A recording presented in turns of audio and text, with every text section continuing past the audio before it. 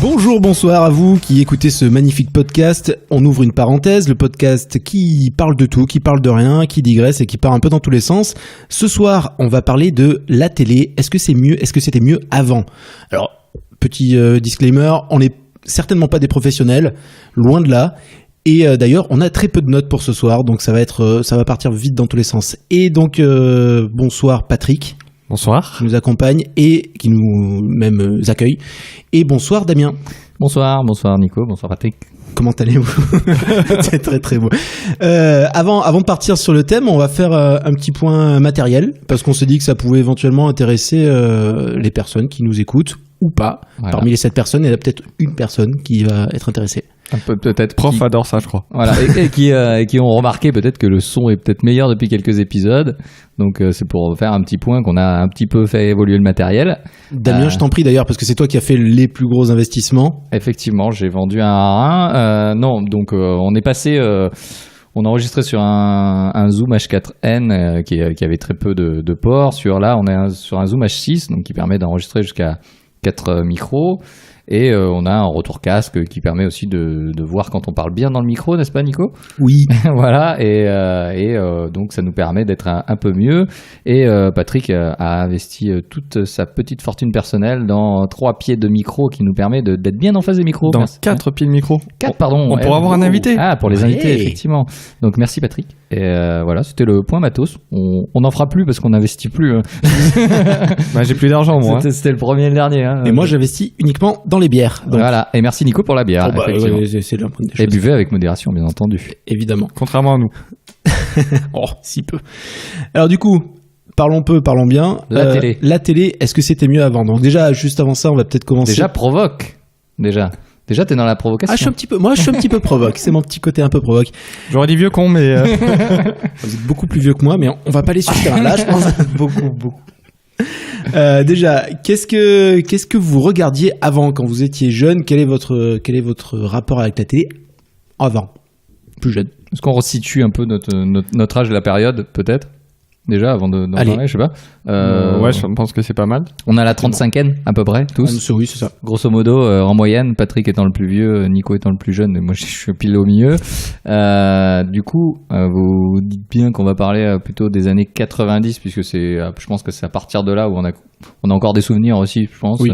Même si dans les années 80, on commençait à regarder la télé, mais on va reparler des années 90. Patrick, j'ai envie de te dire, que regardais-tu à la télévision ? Comment s'est passée ton enfance face à cet objet télévidéo ludique ? Ok, alors gamin, c'était le Club Dorothée. D'accord. Je pense comme tout le monde. Oui. C'est-à-dire, tu regardais quoi dans le Club Dorothée ? Je regardais Dragon Ball et Nicky Larson. Faux, Candy et Mi Magique. Et quoi ? Et Mi Magique. C'est quoi Mi Magique ? Non, je sais pas non plus. Vous l'avez pas. Autant j'ai Heidi. Les Magical Girls, quoi. Tu vois ? Elle était petite, elle avait un pendentif qui la permettait d'être grande, de chanter et tout ça. À la limite, j'aurais pu dire Sailor Moon parce que c'était entre Dragon Ball et Nicky Larson, justement. C'était pas si mal que ça. Sailor Moon, c'était je regardais Magical pas. Girls. Ouais. Ok, je regarde. Mais écoutez d'autres podcasts sur les Magical Girls, ABC des podcasts, vous en parlera mieux que nous. Mais écoute, voilà. J'ai appris quelque chose ce soir, je suis content. C'est très bien. Donc plutôt Nicky Larson, Dragon Ball. Oui, après forcément d'autres dessins animés, mais voilà, enfin, je pense que. Bioman. Non, j'aimais pas les Sentai.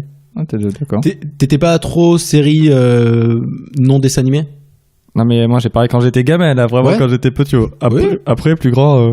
Ah non, mais si tu parles des trucs AB Productions. Alors, des Sentai ou des Hentai ? Attends, parce que j'aimerais. Alors, les Hentai, c'est venu plus tard pour moi. Différence, trop dans la tentacule. Très bien. On est à une tentacule près, effectivement. Ok. Et donc c'est parti. Et après, à l'adolescence, plutôt des séries et des films, mais je regardais pas trop la télé finalement. Ok. D'accord. Ça tombe bien, donc du coup. Merci. Voilà, je suis pile dans la cible du podcast, ça va être bien. Le thème, bon, merci d'avoir suivi. Et toi, Damien? Écoute, merci. On n'a toujours pas fait de. On n'a toujours pas fait de jingle. Il faut absolument qu'on fasse un jingle. On va faire toi, un petit Damien. jingle. D'ailleurs, je l'ai enregistré. Là, ça sera surtout et toi, Nico, vu que c'est lui qui va animer. Oui, clairement. Alors moi, je pense que comme Patrick, très Club Dorothée. On est une génération, je pense qu'on a été vachement plus élevé par la télé que par nos parents. Merci maman. Mais c'est vrai que ça a été un peu comme toi, Dragon Ball Z, Dragon Ball Z et bien sûr Nicky Larson. Qu'on est allé voir, hein, si vous voulez, l'épisode sur Nicky Larson est toujours disponible sur toutes les plateformes.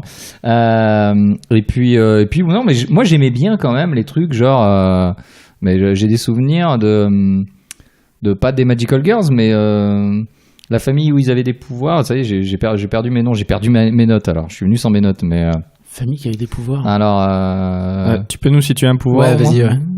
Max et compagnie. Voilà, ça y est, je l'ai. Max et compagnie. Non, c'est pas du tout. Je crois que j'ai dû voir l'épisode d'une fois. J'aurais jamais retrouvé. Ce genre de truc, là, c'est mon truc de l'époque. Moi, je regarderais bien encore des trucs, mais j'avais un peu tout. Comme toi, je regardais finalement ce qui passait entre les trucs que j'aimais bien.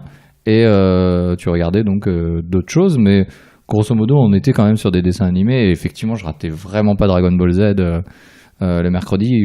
J'enregistrais, quoi. C'était l'ère du magnétoscope. Quand t'étais pas chez toi, Exact. c'est tout le magnétoscope, c'est toute la complexité du magnétoscope. C'est-à-dire que tu sors de chez toi pour pas regarder la télé, mais tu enregistres ce qu'il y a à la télé parce que tu sors de chez toi. Donc c'est tout le. Mais surtout, tu pouvais pas louper l'affrontement contre Cell. Qui a duré 172 épisodes, donc on aurait pu en louper 2-3. D'ailleurs, c'est quoi Dragon Ball Super qui a tout compressé ou Non, c'est Kai. Dragon Ball Kai. Dragon Ball Kai. Il y a eu tellement de Dragon Ball. Et après, on va passer peut-être aux séries un peu plus tard. Un peu plus tard, ouais, c'est vrai. Mais toi, d'abord, dans l'enfance, des séries qui t'ont marqué. Enfance. Alors, forcément Club Dorothée. Forcément, les Nicky Larson, les Senseiya, que je regardais beaucoup parce que mon cousin qui était plus vieux que moi le regardait aussi, donc forcément je regardais. On appelait ça les Chevaliers du Zodiaque et on chantait la chanson de Bernard Minet. À aucun moment on disait Senseiya. Alors, attention, moment confession intime, je déteste Senseiya. Wow. Ça y est, je quitte ce podcast. Ça y est. Écoutez, merci, au revoir, on va arrêter ce podcast. Ça ne à rien. Non, du coup, les Chevaliers du Zodiaque, effectivement. On va pas s'étaler sur tous les dessins animés. Après, mon frère ayant 3 ans de plus que moi, il regardait des trucs un peu plus sympa. Non, mais j'ai beaucoup regardé aussi l'époque de Nulle part ailleurs. Ouais. Même si j'étais jeune. Sa cartoon, forcément. Sa cartoon, qui passait à ce moment-là. Tous les dimanches soirs avec mon sûr. bol de chocolat chaud parce que j'avais le droit. Et du coup, je le faisais. C'était vraiment bercé par ça, quoi. Ouais. Et après, plus tard, effectivement, comme Patrick, je suis allé sur des séries type un peu plus Sauvé par le Gong, Parker Lewis, AB Productions à fond, quoi. Non, pas AB Productions. Non, c'est pas AB Productions, ça? Non. AB Productions, c'était quoi? C'était plus Hélène et Garçons. Ouais. Alors, ces séries-là passaient effectivement sur TF1, Parker Lewis. Je pensais que c'était AB Productions aussi. Mais c'était pas forcément Sauvé par le Gong, c'était des trucs qui passaient sur TF1. TF1 était dans les années 90 occupé, on va dire, 40 à 50% du marché télévisuel en France. Il a été, pour la petite histoire, privatisé en 87. Donc pas loin de notre date de naissance, donc on n'a même pas trop connu le côté public de TF1. Non. Et TF1 a toujours une force de frappe beaucoup plus importante que les autres chaînes. Après, il y a El Kabash qui a récupéré France 2 et qui a voulu faire un petit peu du dur et qui a balancé du Drucker et du Delarue, qui était jeune aux dents longues. Arthur aussi. Arthur aussi, les enfants de la télé, tout ça. Arthur et Mission Impossible, moi je me rappelle sur TF1 des trucs vraiment ce qu'il faisait en radio pirate, grosso modo. Arthur radio pirate, qui était pas du tout pirate, mais ça passait sur les grandes ondes, mais il le faisait aussi sur TF1. Il a commencé sur TF1, il est resté sur TF1. Non, il a commencé sur la 2 justement. Il a commencé sur la 2 et il s'est fait dégager et il est passé sur TF1. Ouais, en fait c'était c'est un moment où il y a eu le scandale des animateurs producteurs. D'accord. Vers le milieu des années 90, où en gros ils se sont aperçus que sur le service public, en fait, les animateurs avaient tous des boîtes de prod, que ce soit Nagui, Delarue, Arthur. Et au moment de, ça fait scandale justement parce que les mecs ils touchaient de la thune, sachant que ça fait scandale, mais il faut pas oublier que les émissions malgré tout, il y a du monde derrière, il y a des plateaux, enfin tout ça coûte aussi de l'argent. Mais tu peux expliquer ce scandale, en quoi c'est gênant qu'ils aient la boîte de prod? En fait, ils vendaient une émission qu'ils animaient eux-mêmes, donc ils étaient payés. Parce que les gens ont découvert que la télévision, que produire quelque chose de télévision, ça coûtait de l'argent. Et que les producteurs, c'était le service public, en fait. Ils pensaient, c'était, ils pensaient que c'était gratuit. Oui, c'est un peu ça, ouais. En fait, ils découvraient le modèle qu'on a maintenant, quoi. En gros, ils découvraient le modèle économique de la télé. D'accord. Si tu veux, ça aurait été sur TF1, ça aurait choqué personne, quoi. Ouais. Mais là, c'était le service public et, oh mon Dieu, mais Arthur touche beaucoup d'argent. Ouais, c'est-à-dire qu'il fait des prime time. On s'attendait à des fonctionnaires, en fait. Ouais, presque. Ouais. D'accord. Ok, donc il y a toute cette période des années 90. Après, moi j'ai des gros souvenirs de talk show, des Ciel Montmardi, des Coucou c'est nous. Des Coucou c'est nous. Moi j'ai une grosse culture de ça. Et Christine Bravo aussi qui avait fait je sais plus quoi. Je sais pas, parce que mes parents certainement regardaient en fait, parce que ma mère regardait tout simplement, et du coup toi, et puis en plus c'était tard. Toi, t'es jeune, t'as pas le droit de regarder. C'est le Montmardi, ça passait à 22h30. Exact. Donc, je crois, dans ces eaux-là, en tout cas. Et c'était en deuxième partie de soirée. Donc, moi, j'ai mes souvenirs un peu de... Ça a l'air cool parce que c'est interdit, quoi. C'est pas interdit dans le sens interdit, mais c'est tard. Donc, ça veut dire que c'est pour les grands. Donc, ça avait l'air cool, quoi. Moi, j'ai vraiment ces souvenirs-là. Pour moi, quand, du coup, Coucou, c'est nous est arrivé en début de soirée, donc 19-20h, c'était un peu plus édulcoré aussi. Oui, c'était forcément plus adapté au public, à cette heure-ci. Et je me souviens d'une réflexion que j'ai eue à l'époque quand je regardais ça, et puis j'étais assez jeune du coup. Coucou c'est nous, c'était de 94, donc je devais avoir une dizaine d'années, quoi. Et je disais à ma mère, mais pourquoi à l'époque c'était Mitterrand, avant, quand Coucou c'est nous était encore à la télé, donc 93-94, avant Jacques Chirac mangeait des pommes, et je lui ai dit, mais pourquoi Mitterrand il vient pas Coucou c'est nous? Mais quand même, c'est le président. Et ce qui m'a choqué, c'est que 20 ans plus tard, t'as des Sarko, Hollande, Macron, je veux pas faire de différence, mais ces mecs-là, ils sont dans toutes les émissions, ils peuvent passer chez Ruquier, ils peuvent passer... Il y a plus aucun problème aujourd'hui. La fonction a été complètement désacralisée via la télévision. Oui, et puis le rapport aux médias a changé aussi. Le rapport aux médias a vachement changé. Et justement, on va en parler puisque c'est aussi ça qu'on veut dire. Est-ce que c'était mieux avant? Est-ce que finalement, quand il y avait ce côté un peu plus sacralisé de certains métiers, et que ce média n'était pas encore ce qu'il est aujourd'hui, est-ce que ça a changé ce rapport pour vous? Patrick, peut-être? Vous pouvez répéter la question? La mer Noire. Stéphanie de Monaco. En attendant, c'est des trucs qu'on a vus à la télé, ça. Toutes ces refs. Oui, mais carrément. Oui, mais justement, je pense qu'on en parlera plus tard, mais les inconnus ou les nuls, les inconnus, les nuls, la grosse émission a marqué aussi. Ouais, les soirées, la soirée complète des inconnus où ils passaient à la télé, ils avaient un soir pour eux où ils pouvaient raconter des tonnes de conneries. Après c'était des trucs. D'ailleurs, j'ai vu un truc sur Didier Bourdon qui il parlait justement de ses sketchs, et qu'à l'époque ils avaient donc un certain budget, mais aussi ils avaient du temps. Ils avaient genre 3 mois pour faire quelque chose. Et que maintenant, t'as dû le voir parce qu'on a dû voir la même interview avec Philippe Lachaud. Exactement, ouais. Et du coup, c'est vrai que ça compte aussi, parce que est-ce qu'à l'époque aussi il n'y avait pas un peu plus de temps pour préparer certaines choses? Est-ce qu'il n'y avait pas plus de liberté aussi pour faire un peu plus ce qu'on voulait à la télé? Complètement. Je pense surtout l'esprit canal, en fait. T'as eu ce truc-là où t'as quand même sorti des gens d'esprit canal. T'as Chabat qui est Chantal Louis et ça y est, j'ai perdu son nom. Farouja. Et Farouja qui du coup allait après sur Comédie. Et qui est parti sur Comédie. Il y a le réalisateur de OSS 117, j'ai perdu son nom aussi. Hazanavicius qui faisait aussi... il faisait partie aussi de l'équipe des nuls. C'est lui qui a fait donc le Grand Détournement, toutes ces émissions qui étaient complètement novatrices, entre guillemets. Et puis là, c'était source de création. On sentait que oui, peut-être qu'il y avait des putes et de la drogue, certainement. Oui, c'est fort possible. Justement, moi j'ai vu un autre reportage où il parlait des années 90 et tous ceux, Nagui, Arthur et tout, disaient mais c'était une époque où à la télé tu montrais presque tout, tu faisais tout ce que tu voulais. C'est-à-dire que par exemple, Nagui animait N'oubliez pas votre brosse à dents. Voilà. J'espère que quelqu'un l'a pas. Bien joué.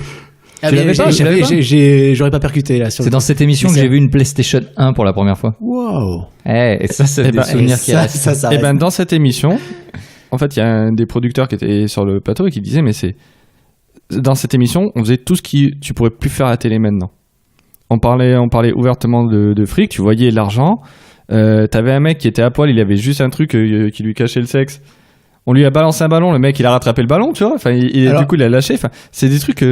Pareil. Est-ce que Michael Youn l'a pas refait du coup ça aussi? Est-ce qu'il s'est pas aussi permis? C'était il y a combien de temps aussi? Michael Youn, Morning Live, c'est quoi? Fin 90. Ah, c'est début 2000. Ouais, mec, on était au lycée. Hein. ça remonte un peu. 2000, c'est si loin que ça du coup. Ouais. Morning Live, je dirais 80. 97, 98, ouais, ça fait 20 ans. On est encore dans les années 90, c'est encore quelqu'un qui se permettait ces trucs-là. On est sur... on va forcément parler de C'est pas sorcier, de Fred et Jamy, qui ont marqué qui nous ont appris beaucoup plus de trucs que jamais l'école nous a appris. On les voyait moins à poil quand même que Michael Youn. On regardait pas les mêmes programmes, j'ai l'impression. J'ai l'impression. Effectivement, mais... Enfin, c'est des trucs qui sont ancrés aujourd'hui, ça n'existe plus. Même si Jamy, Fred, ils essayent de faire l'esprit sorcier. Est-ce que c'est pas notre parole de vieux con qui dit ouais, mais non, ça n'existe plus parce que les gamins se fient à des programmes. Enfin, on y reviendra justement en programme actuel. On peut y revenir parce que je pense qu'en fait, simplement, aujourd'hui, si tu veux quelque chose comme C'est pas sorcier. Les gens qui ont pris ça, qui ont digéré ça, c'est les youtubeurs, les vulgarisateurs aujourd'hui sur Internet. C'est ça. Pour moi, la télé n'est plus dans l'innovation. Je vais pas aller à la conclusion tout de suite, mais par rapport à ce genre de choses, en tout cas, aujourd'hui, on n'est plus dans ce genre de truc et apporter ce genre de truc. Justement, j'avais posé une question bête, mais à propos de C'est pas sorcier. Bon, je crois qu'il y a toujours E égale M6. Toujours, Mac. Qui existe. Mac, si tu nous écoutes, toujours là. Mais niveau vulgarisation scientifique. Il n'a pas bougé, hein, par contre. Il y a plus rien en fait. À part sauf la 5 le dessous des cartes, la 5 sur Arte, mais sur Arte, ouais, non mais sauf excepté parce que c'était sur France 3, c'est pas sorcier. Ça existe plus. C'était le truc, tu sortais de l'école, tu pouvais regarder C'est pas sorcier, c'était le week-end, hein, je crois. Je sais plus. Oui, et puis t'avais enfin c'est peut-être plus vieux que C'est pas sorcier, mais t'avais aussi les dessins animés, Il était une fois la vie, t'avais des trucs qui vulgarisaient la vie et voici la vie. Je les ai en DVD encore. Il y avait Il était une fois l'histoire aussi. Exact. Il était une fois l'homme. Pour tes enfants. Il était une fois l'homme, je crois. Ouais, bah, il les regarde d'ailleurs. Même t'avais les mystérieuses cités d'or. C'est un truc qui a 30 ans, quoi. Ouais. Les mystérieuses cités d'or où à la fin t'avais un petit truc sur le. Mais c'était Bantia. Je crois que c'est Zia. Zia, c'est putain. Tao, les cités d'or. Tao. Si tu m'écoutes. Alors du coup justement on parlait de la liberté, on peut plus faire maintenant, etc. Une donnée qui est quand même assez importante, c'est en 89, c'est la création du CSA, qui au début se voulait un organisme, pour chapeauter un peu tout. 89, et qui s'est trouvé être plus un censeur qu'autre chose. Et c'est vrai que de ton point de vue. Donc, est-ce que ça n'a pas joué fortement aussi au fur et à mesure des années, pas forcément de suite après 89, mais c'est vrai que déclin 90, début 2000, on a vu des programmes qui étaient peut-être un poil plus édulcorés. Encore, je m'avance un peu parce que j'ai une mémoire qui est un peu. Ouais, je pense que si t'as raison, il y avait des trucs un peu plus trash, trash façon de parler, mais tu voyais plus de boobs à 19h dans chez Colaro. Oui, j'allais dire, putain. Ou Benil, tu vois des trucs genre Benil. Oui. C'était très très orienté cul. C'était très boobs, hein. C'était très orienté cul, ou boobs en l'occurrence, mais après 89. Alors moi, ce que tu me dis, ça me rappelle un souvenir, c'est surtout l'arrivée finalement des moins 12, moins 10, moins 12, moins 16 à la télé. C'est le CSA qui a amené ça. Et avant ça, les parents, ils s'en battaient. On commençait à regarder le film, on disait en fait, c'est pas pour toi, en fait, ce qu'on est en train de regarder. Il y avait pas ce truc-là. Moi, mon père m'a fait voir Les Dents de la Mer à 6 ans. J'ai appris à nager à 26. Il n'y a aucune séquelle. Non, vraiment, il n'y a aucun rapport. Non, mais d'ailleurs, tu vas pas en eau profonde. Dans la baignoire, jamais. non, mais vraiment, il y avait ce truc-là où il n'y avait pas. Justement, il y avait. Moi, voilà, donc en 6 ans, c'était en 89. J'ai vu Terminator 2 au cinéma, j'avais pas 12 ans. Donc ce genre de truc. Non, mais on est quand même dans cette période-là où il y a aussi une prise de conscience des parents peut-être Oui. de notre époque en tout cas, qui Non, se disaient peut-être est-ce que Alors, ça convient à tout le public. CSA n'a pas été que mauvais, évidemment. Non, Ouais. moi j'ai une question bête, c'est pour Terminator. T'as aucune question bête. D'accord, merci.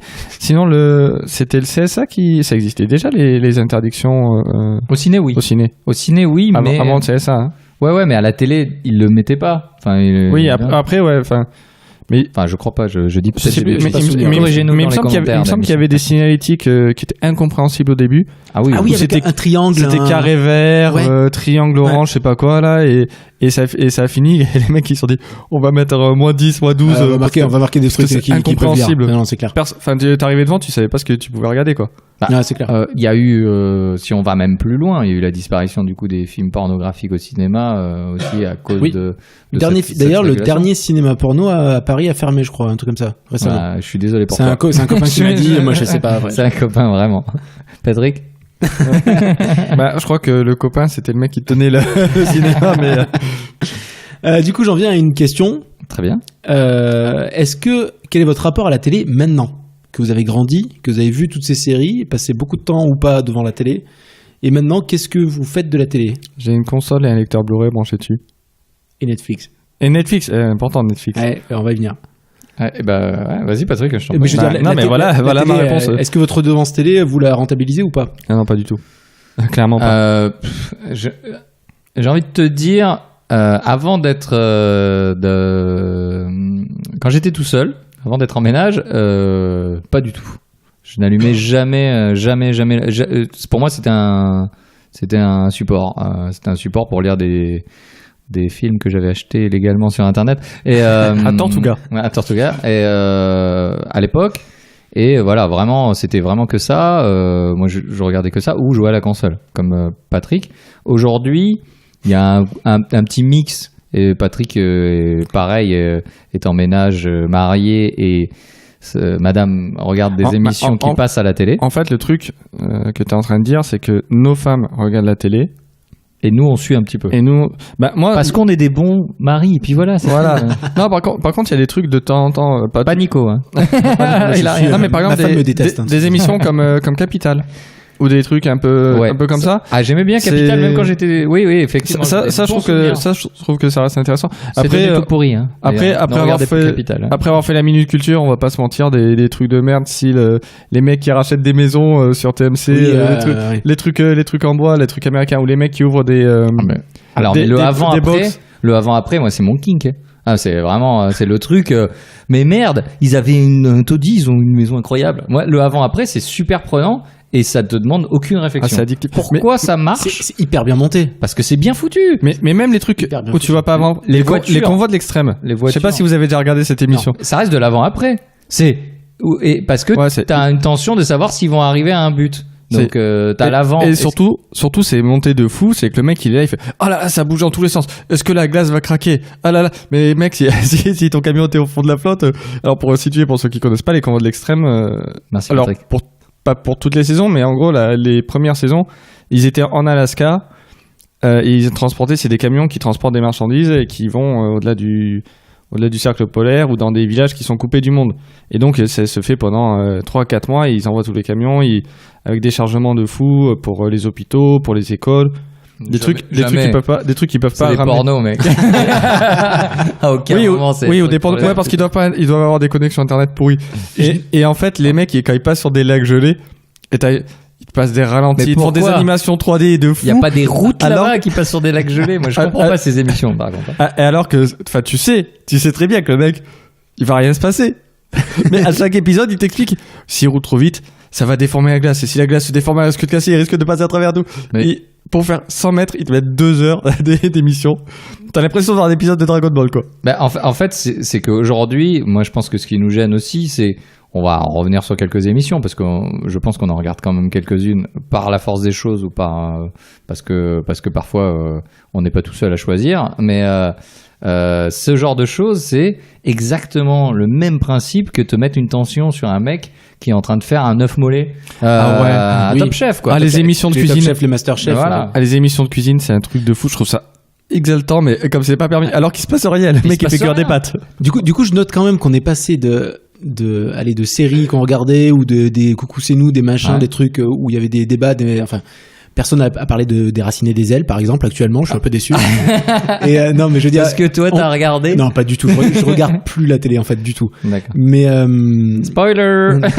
Mais du coup, on parle maintenant plus de séries qui sont très scénarisées, très bien montées, sur des chasseurs d'appart ou des pâtissiers. Encore, c'est pas des séries, hein, c'est vraiment. Non, pas des séries, des émissions de divertissement. Mais assez scriptées. Pour le coup, scripté, ouais. Très bien monté et avec une dynamique qui ne bouge pas comme l'était un épisode de Bioman. Oui. C'est-à-dire que la structure est toujours la même. Bioman, t'avais un méchant, combattait le méchant, il s'en sortait pas, ils appelaient le robot, le gros méchant il grossissait, il tabassait le méchant, tout allait bien. Ouais. Plaza, il arrive, et il dit ta maison elle est pas terrible, je la redécore, il la vend, ciao. Bon ouais. Voilà. Attends, t'oublies. D'abord il dit que c'est de la merde. T'oublies un passage super important dans l'émission de Plaza. C'est-à-dire que là, au départ, baisse le prix aussi. Voilà. D'abord les Bioman sortent le cadeau. Là, Plaza, il redécore. Ils appellent le robot. Plaza, il baisse le prix. C'est sûr. C'est toujours plus facile avec 100 000 de moins d'acheter une maison. Donc, ils ont la même structure. Parce que c'est rassurant. C'est un doudou, c'est ce genre d'émission. Top Chef, c'est la même chose. L'amour est dans le pré. Putain, moi, malheureusement, par force des choses, tu te fais happer par Karine Le Marchand. C'est vrai que tu commences un épisode et tu as forcément envie de le... J'ai jamais regardé ça, par contre. Mais ouais, mais pas... Non, mais même si t'as pas envie, tu vas le regarder jusqu'au bout. C'est malheureux. Dans le même genre... C'est des trucs que tu tombes dessus et tu... Et depuis quelques années, il y a un type de jeu qui est sorti et qui m'horripile, c'est les trucs Bienvenue chez nous, la plus belle truc de mariage. En fait, ils ont trouvé presque parfait. Ils ont trouvé le truc de mariage. Ils ont trouvé le filon parfait, c'est en gros, on n'a pas de jury. On s'en fout. Les mecs, ils viennent, ils vont se juger entre eux. Ils vont se taper sur la gueule, de toute façon. C'est Top Chef sans les chefs. Ouais, c'est top. C'est top. On va mettre de la tension. Dans le groupe, on essaie de casser une bande de connards en plus, tu vois, qui est un peu plus énervé que les autres. et je trouve ça fou, en fait, le concept. Il faut quand même noter qu'il y a actuellement un talk show qui marche beaucoup. Ça plaît ou ça plaît pas. C'est... On n'est pas couché? Touche pas à mon poste. Ah oui, d'accord. Qui marche beaucoup. On est sur un autre registre, mais ça fait quand même partie des grosses émissions qui marchent bien de la télé. Parce que moi je rapprocherais plus large TNT. Moi ce qui me touchait plus, c'est moi je regardais beaucoup Ardisson. Tout le monde en parle en fait, et je regarde moins les Terriens et tout ça. Salut les Terriens, mais et du coup je trouve que On n'est pas couché vient un peu dans cette veine de Tout le monde en parle. Et a pris un peu ce créneau-là que toujours France 2 a eu d'ailleurs, puisque Ardisson était déjà sur ce créneau-là. Et alors, on peut venir sur le cas Hanouna, si tu veux. Pour On n'est pas couché. Le Hanouna Gate. Non, mais pour On n'est pas couché, on peut citer aussi que Zemmour et Nolo faisaient quand même partie des gens phares de l'émission. Quand ils sont partis, à mon avis, ils ont perdu à mort, quoi. Ils ont perdu à mort d'audience. Parce que Yann Moix, est-ce que c'est facile? Pas les filles de plus de 50 ans. J'avais noté sur ma feuille que je n'ai plus la télé d'aujourd'hui et on va et je pense que Touche pas à mon poste du coup fait partie de ce truc-là. C'est qu'aujourd'hui on est obligé de surcommenter, de surdébattre sur tout. Surtout et rien. Aujourd'hui, c'est-à-dire que tu allumes, si tu veux un exemple concret, tu prends ta petite télécommande, tu allumes BFM et il va te parler 6000 heures avec des paraphrases du même événement. On est exactement sur la même chose. C'est le non-événement qui crée finalement de l'événement aujourd'hui. Et Touche pas à mon poste, pour moi, c'est la crème de ça. C'est le paroxysme. Non mais en face, il y a Facebook et Twitter en fait. Ouais. C'est ça en fait. C'est que les mecs ils se sont dit il y a des trucs qui marchent là, c'est Facebook, Twitter et tout. On va faire la même chose. Mais les gars, c'est pas le même format. Enfin, c'est pas possible de faire ça. Sauf que effectivement, enfin, tu regardes, tu allumes BFM. Enfin, la dernière fois, c'était une manifestation des Gilets jaunes à Paris, je sais plus laquelle. L'acte 6000, je crois. Peut-être 6000 ou le 5000, je sais plus. Mais les gars, il se passait rien. Mais rien, en fait. C'était le début de la manifestation. Il n'y avait pas encore de casseurs, il n'y avait rien. Et là, c'était... Ah bon, on fait des raccourcis. C'est assez scripté, j'ai l'impression, leur manif. Et donc, non, parce que la manifestation a fini, ils ont cravé des trucs. L'Arc de Triomphe. On fait des jugements sur les mecs qui sont fluo. Non, je juge pas. Je constate qu'à la fin de la manifestation, il y a eu des problèmes. Mais au départ, il se passait absolument rien. Et là, t'as BFM qui fait oui, on commence à sentir des tensions et tout. On voit des gens qui se déplacent et tout. Le mec, il a les mains dans les poches. C'est vrai qu'il y a un phénomène de surcommenter les choses et de meubler en fait. Qui n'existait pas à l'époque. À l'époque, ils faisaient des trucs pour faire des trucs, quoi. les nuls, etc. Ils faisaient déjà, tu sentais que les mecs ils faisaient ça pour se BFM, marrer, c'est pas la même chose encore. Enfin, BFM, ils ont aussi. C'est de l'info en continu, sauf que voilà, là il y a un événement, tu comprends, ça intéresse les gens, c'est les gilets jaunes. Bah, là il se passe rien, il y a une manifestation. Vous dites il y a une manifestation, vous allez voir ailleurs. Enfin, il se passe des trucs ailleurs dans le monde. Sauf que là, c'est l'événement du moment, c'est pas compliqué, tu mets toute ton équipe dessus, même s'il se passe rien, mais t'es obligé de commenter pendant 3 heures. Bah c'est le cas, et si on revient sur Touche pas à mon poste, le concept originel, si je ne m'abuse, c'est de prendre toutes les émissions du PAF et de dire si c'est bien, si c'est pas bien, et de commenter plus ou moins ce qui se passe sur le PAF, donc le paysage audio visuel français. Bien sûr. J'étais ouf, c'était chaud. Ah, t'étais pas mal. Et du coup, c'était ça. C'est-à-dire que tu fais une émission sur les autres émissions pour dire si c'est bien ou si c'est pas bien. C'est très donc méta quand même. C'était déjà méta, et c'est déjà le concept en lui-même, c'est déjà créer du contenu sur rien. Oui. Donc, sur un contenu qui est déjà existant. Moi, j'aurais dit piquer du contenu, mais bon. 3 blagues. C'est comme si des gens faisaient un podcast sur un thème et en parlaient pendant une heure et demie. mais sans vraiment du tout avoir des notes. Rien du tout. Ce genre de personne. Mais je dirais que la petite différence, c'est que nous, le matos, on l'a payé et personne nous paye. Du coup, on nous paye avec de l'amour. Et merci à vous, les 7 auditeurs. Enchaînons sur une petite enquête qui a été faite en 2016 par BVA Orange. J'ai travaillé, moi, monsieur. Me regarde pas comme ça. Qu'est-ce que j'aime les chiffres, mais balance. Qui montre déjà que France 2 est devenue, donc en 2016, la chaîne préférée des Français. Pourquoi pas? Je trouve ça étonnant, mais après, pourquoi pas? En 2002? 2016. 2016, pardon. C'est comme tu regardes tous les gens qui regardaient Arte, mais un truc de fou. Tout le monde regardait Arte, mais personne ne l'avait jamais vu. Je pense qu'il y a c'est marrant parce que sur Arte, il n'y a pas de pub. Non, mais t'avais les sondages. Au milieu des films, il n'y a pas de pub. Ils ont passé Terminator 2. J'ai jamais regardé un film sur Arte. Ils ont passé Terminator 2 sans pub il y a 15 jours. Mais t'avais eu un sondage quelques années après la sortie d'Arte. Et c'était en gros, t'avais, 8 Français sur 10 qui regardaient Arte. Et en fait, les chiffres médiamétrie, t'avais 2 mecs sur 10 qui regardaient Arte, quoi. C'est pas étonnant. C'est quel numéro Arte? Je sais pas. Je crois que c'est toujours la 5, mais maintenant je sais plus. C'est faux, c'est la 7. Parce que la 5 diffuse en continu? La 5, c'est France 5, quoi. Ouh, bien vu. J'avais loupé cet épisode-là. Donc, dans ce sondage-là, ils disent aussi que 70% des gens, sondés évidemment, jugent que les programmes sont moins bons qu'avant. Donc, ça rejoint un petit peu ce qu'on est en train de dire aussi, où on a quand même. On va en parler. Entre la nostalgie et le reste, est-ce que. Voilà. Non, on va en parler. Non. Ok, parlons-en. Je vais en parler. Alors, je vais rebondir sur ce chiffre. On finit peut-être les chiffres Non, je vais rebondir sur tous les chiffres. Disons, après, j'ai juste un dernier chiffre. Allez, je t'en prie. Et tu rebondiras comme tu veux. Allez. Boing. Je vous déteste. Et en même temps, tu nous aimes. Et en même temps, je vous aime tellement tiraillé, là. Ma phrase est tellement mal foutue, je sais même plus comment je l'ai écrit. J'ai 92% des sondés qui ont une opinion très négative à propos de la télé-réalité. Nous également. Tu veux qu'on rebondisse sur quoi? Alors je vais rebondir sur mais c'est fou que ça marche encore. Je vais rebondir sur le côté peut-être le côté originalité de la télé. Alors qu'est-ce que j'observe et qu'est-ce que j'ai lu aussi, parce que j'ai préparé mes notes qui sont pas là du tout. Mais alors on sait pas si on vous l'a dit, mais Damien a oublié ses notes. Oui, je vous l'ai dit à peu près 6000 fois.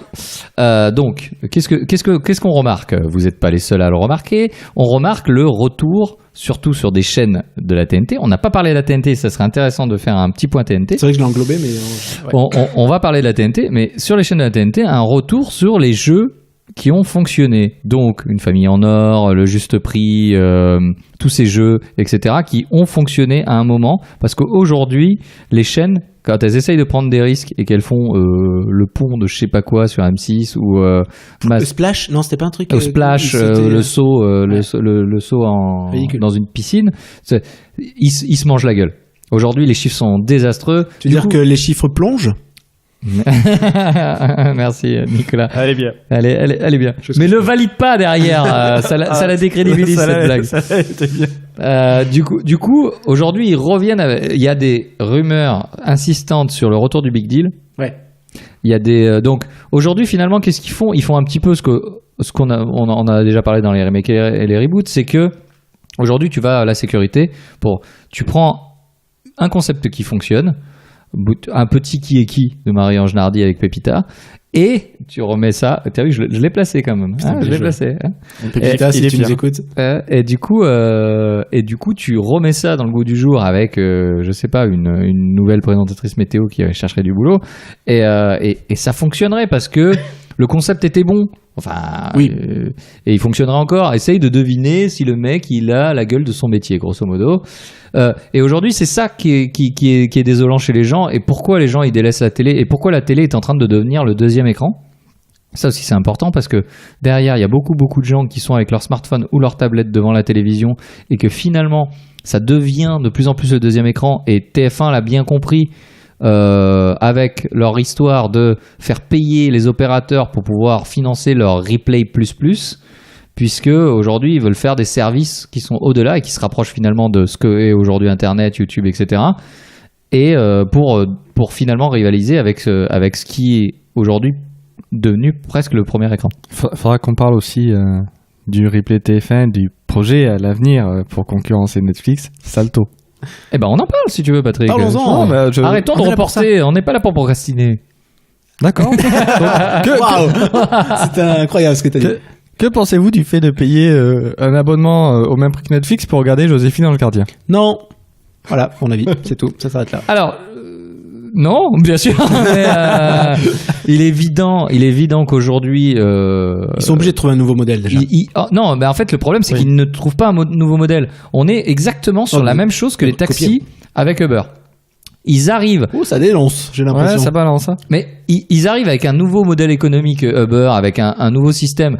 On va dépoussiérer un truc qui marche pas parce que, forcément, les taxis, j'ai mon carte bleue qui marche pas. Non, je vais pas là, bon...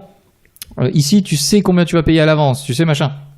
Je vais pas faire l'éloge d'Uber parce que il y a aussi côté, voilà, ils ont un côté dark, mais peu importe. En tout cas, ça dépoussiérait un marché. Aujourd'hui, la télé, Netflix est arrivé. Netflix, qui, je le rappelle au départ, était quand même une société de location de DVD, donc qui envoyait des DVD par la poste et tu pouvais les garder tant que tu voulais. Et tu pouvais en garder 2, je crois, et c'était une location par mois. C'était déjà sur un principe d'abonnement. Donc ces mecs-là, ils essayaient des choses. Ils étaient dans l'innovation, ils se disent putain, on consomme différemment les choses aujourd'hui. Putain, le mec, il a pas envie d'aller louer son truc le soir. Non, il veut peut-être le garder un mois, le remater, machin. Bon, bah, je vais lui laisser le choix.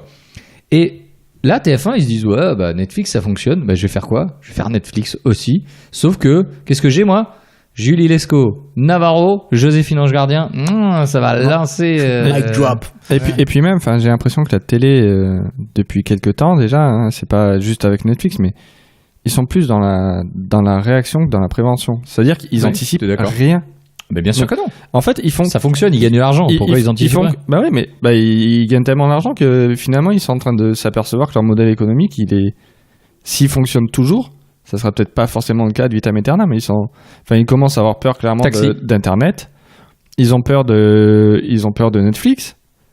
Ils ont raison d'avoir peur. Et sachant que les gros arrivent dans le marché...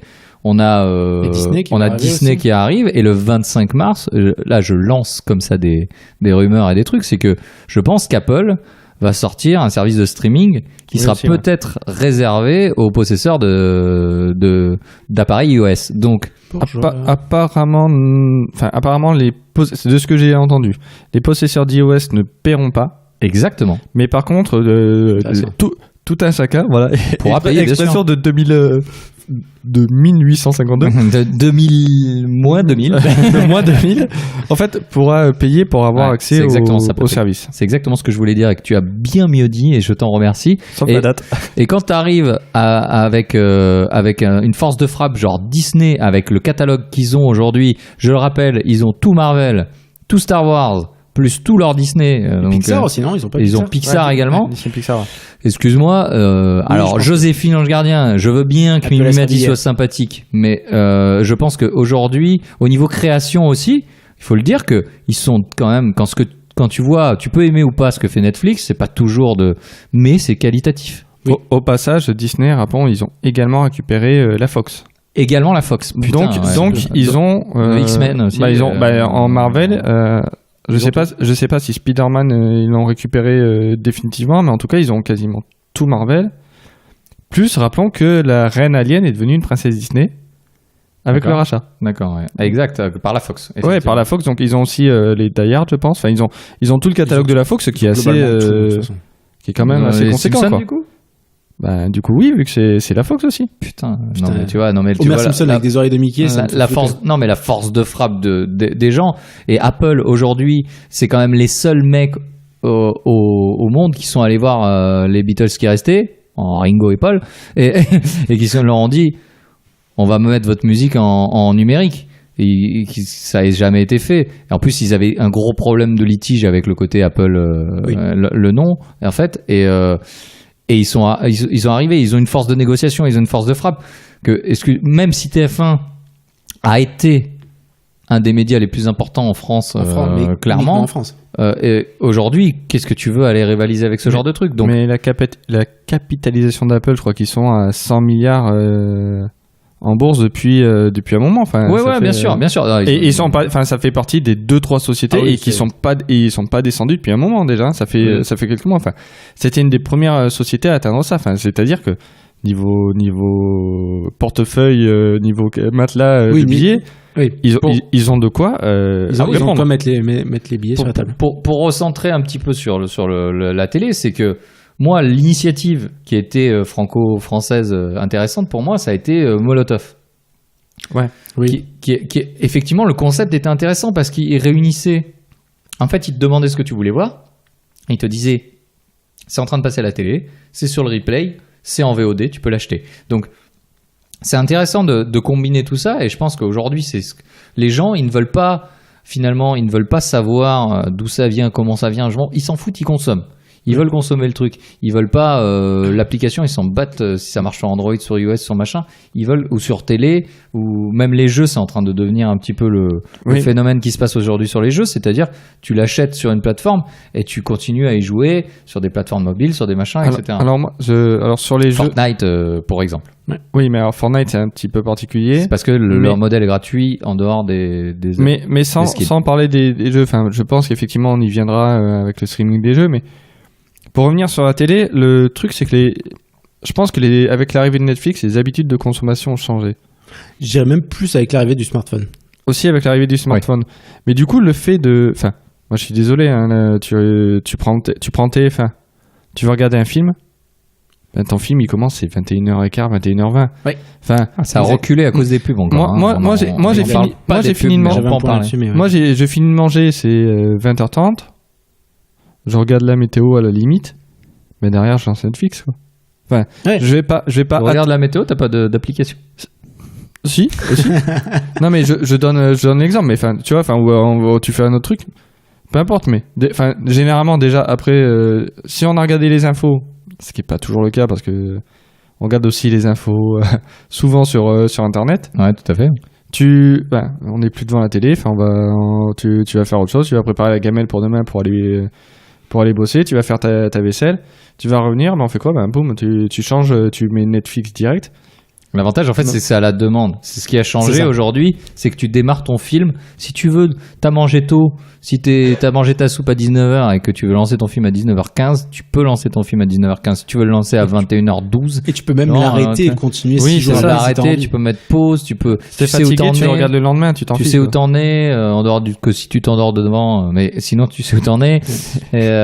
Et surtout, Netflix, contrairement à TF1, passe ses épisodes dans l'ordre. Ça c'est intéressant. Alors d'ailleurs, je fais un petit aparté, une petite parenthèse personnelle. Free, si vous voulez revenir à la maison pour me remettre Internet et ainsi reprofiter de tous mes services de streaming, je suis pour. Merci beaucoup. Bis à Xavier. Bis à Xavier, putain. Mais oui, alors moi du coup j'avais lu l'interview de quelqu'un, enfin une interview, plutôt un gars qui parlait sur un forum, quoi, en fait. Qui disait que source c'était Dark Shadow 666. Bisous à lui. Naruto 394 si tu nous écoutes. Et Grande Bayo. Je sais pas comment rebondir. C'est la meilleure source. Attends, mais TF1, ils ont pas des sources comme ça. Tu vois. Eh ouais, mon gars. Ils interviewent des spécialistes. Toi, Dark Shadow 660, Naruto 345. Au début, regardez beaucoup la télé parce que c'est vrai que t'as un côté comment dire, rassurant sur la répétition, tu sais ton programme, quoi. Mais en fait, et t'as pas à choisir aussi. Exact, et tu le subis. Oui, tu le subis clairement. Et en fait, au bout d'un moment, il s'est rendu compte que suivre son programme à heure fixe, il se sentait kidnappé, en fait. Qui disait, là, il faut que je le regarde, mais j'ai pas d'autre choix que de le regarder maintenant. Parce que le replay, déjà, t'as 26 000 pubs avant d'y arriver. Les pubs qui sont d'ailleurs toujours en très très bonne qualité et le replay qui est toujours en les pubs qui cherchent beaucoup mieux. C'est incroyable. En fait, avoir internet pour ça. Tu sais, tu verras plus tard. Ouais, quand t'auras internet, t'as toujours tes pubs qui sont limite en 4K. Ah, c'est incroyable. Par contre, ton replay, il peut tourner dans le vide pendant 10 minutes avant d'avoir le début. Et en qualité VHS. Ouais, je suis pas très replay, moi, mais TF1, si tu veux faire un Netflix-like, déjà fais un replay qui se tient. Moi, j'ai une anecdote sur le côté kidnappé des horaires. J'ai une anecdote. Oui, Patrick, on reveut bien une bière, merci. Merci. Je me rappelle alors, c'était l'époque, il y avait le côté trilogie du samedi et tout ça. Et il passait Lois et Clark. Génial. Et moi, Dean Cain, si tu m'écoutes, j'adore. Mais je regardais à fond. J'étais plus Lois, mais vas-y. Non, mais moi, c'est non, mais après, le côté idolâtrie. Voilà. Non, mais ça, il me vanne, tout de suite. Et je me souviens où j'avais fait avec mon père, on était ailleurs, on était chez des amis, machin. Et ils avaient pas la télé. On était à l'extérieur et il y avait pas la télé. Et je lui ai cassé les bonbons pour rentrer pour 21h parce que à 21h il y avait Lois et Clark. Et je me rappelle où j'étais vraiment dans un état où j'ai fait vraiment un caprice, clairement. Pardon papa, c'était ton anniversaire hier. Bon anniversaire papa. Bon anniversaire papa de Damien du coup. Bon anniversaire. Voilà. Et du coup je me rappelle d'avoir fait un caprice parce que c'était des horaires, parce que c'était des rendez-vous. Et encore une fois, c'était des doudous rassurants, mais c'était des rendez-vous et t'avais l'impression que c'était la fin du monde de le rater. Et ils arrivaient à te kidnapper. Il a raison. Pour moi, c'était du kidnapping. C'était ça, quoi. Et j'ai ce souvenir-là et de caprice monumental pour quelque chose qui aujourd'hui me paraît dérisoire. Surtout qu'aujourd'hui, je me dis, si je veux voir le même épisode de Lois et Clark, je peux aller sur le site de Tortuga de Patrick ou sur Netflix, etc. Et c'est un truc, et là, voilà, c'était pour souligner que ton forum, apparemment. Merci à Naruto 364. Non, mais du coup, je reviens dans la conversation, mais c'est vrai que Netflix a ce truc, c'est que tu le regardes quand tu veux. Quand t'étais gamin, t'avais pas le choix. Enfin, moi, je sais que, quand j'étais gamin, moi, je regardais Batman, la série animée. Donc, bien sûr, au milieu des années 90, ça passait le dimanche soir sur la 3. Qui était déjà France 3, je crois. Ouais. Et en fait, il y avait Tintin aussi. il y avait Tintin. Je déteste Tintin. C'est vrai. Je prenais mon assiette. Mes parents m'avaient autorisé. Je pouvais prendre mon assiette et aller manger dans le salon pendant qu'ils regardaient les infos. C'était le seul soir où je pouvais le faire. Mais du coup, je regardais mon épisode de Batman. Quel privilégié. Mais c'est vrai que petit, j'avais moins. Enfin, je sais que j'ai toujours ce souvenir. Bon, c'était plus ado que petit. Ado, je ne loupais jamais la grosse émission de Cadet Olivier. Et c'est vrai, mais bourgeois comédie, bourgeois, bonjour. Mais du coup, je me sentais. J'avais piraté Canal et je regardais aussi. Ah bah bravo. J'avais pas Canal. Oh, j'avais soudé une carte à puce et tout pour le faire. Je m'emmerdais. Ah ouais, pas mal. Oh, il y a prescription. Attends. Et du coup, mais je me sentais pas kidnappé à l'époque. Et maintenant, effectivement, quand il y a des programmes à heure fixe, déjà, je regarde très peu la télé. Mais effectivement, j'ai l'impression qu'on me prend mon temps parce que je suis obligé de le regarder maintenant. Ouais. Et j'ai pas envie de le regarder maintenant. Ah oui, et puis surtout, on est complètement décalé. Enfin, je sais pas comment vous avez vécu même votre post-adolescence et puis enfin, moi, quand j'étais étudiant, c'est-à-dire qu'à 3h du mat', si j'ai envie de regarder à l'époque, c'était du How I Met Your Mother ou ce genre de truc. Si j'avais envie de regarder 10 épisodes que j'avais téléchargé légalement, je pouvais, il y avait rien qui m'empêchait, c'était moi qui décidais si j'allais me coucher, si j'allais pas me coucher. En fait, la télé t'obligeait à avoir un rythme que t'es obligé, donc voilà, à 21h c'est le film, à 22h30 c'est le talk show, voilà, et à minuit tu vas te coucher gentiment. Non mec, à 3h du mat', si j'ai envie de regarder un film tout pourri de deux mecs qui ont envie d'aller manger un burger au White Castle, je fais ce que je veux. Je fais ce que je veux. Je vous laisse retrouver le titre du film dans les commentaires de l'émission.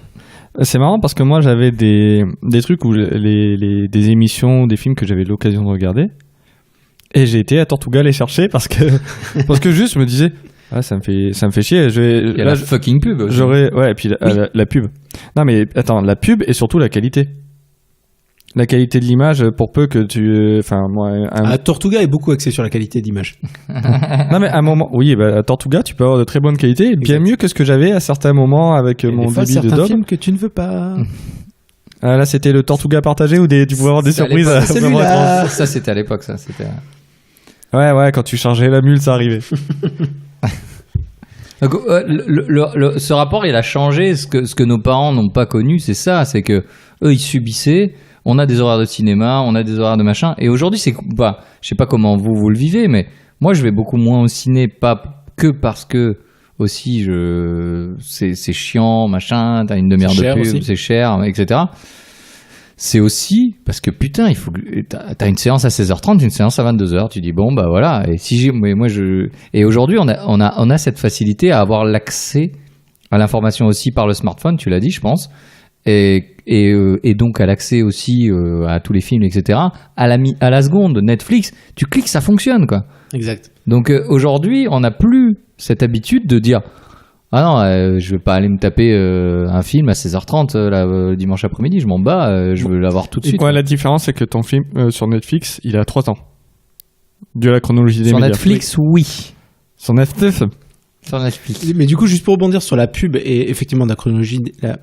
On peut parler de la chronologie des médias, une exclusivité française, franco-française ou pas? Moi, je comptais y consacrer un épisode entier tellement il y a des choses à dire dessus. Je pense qu'effectivement. Donc, on peut en parler quand même rapidement. On n'ouvre pas la parenthèse. Si, on peut. Ok, bah écoutez, allez-y. Si, non, mais clairement, je pense qu'on peut on va le rappeler simplement, la chronologie des médias se base sur la sortie cinéma d'un film, et en fonction de cette sortie cinéma, certains médiums ont le droit de le diffuser.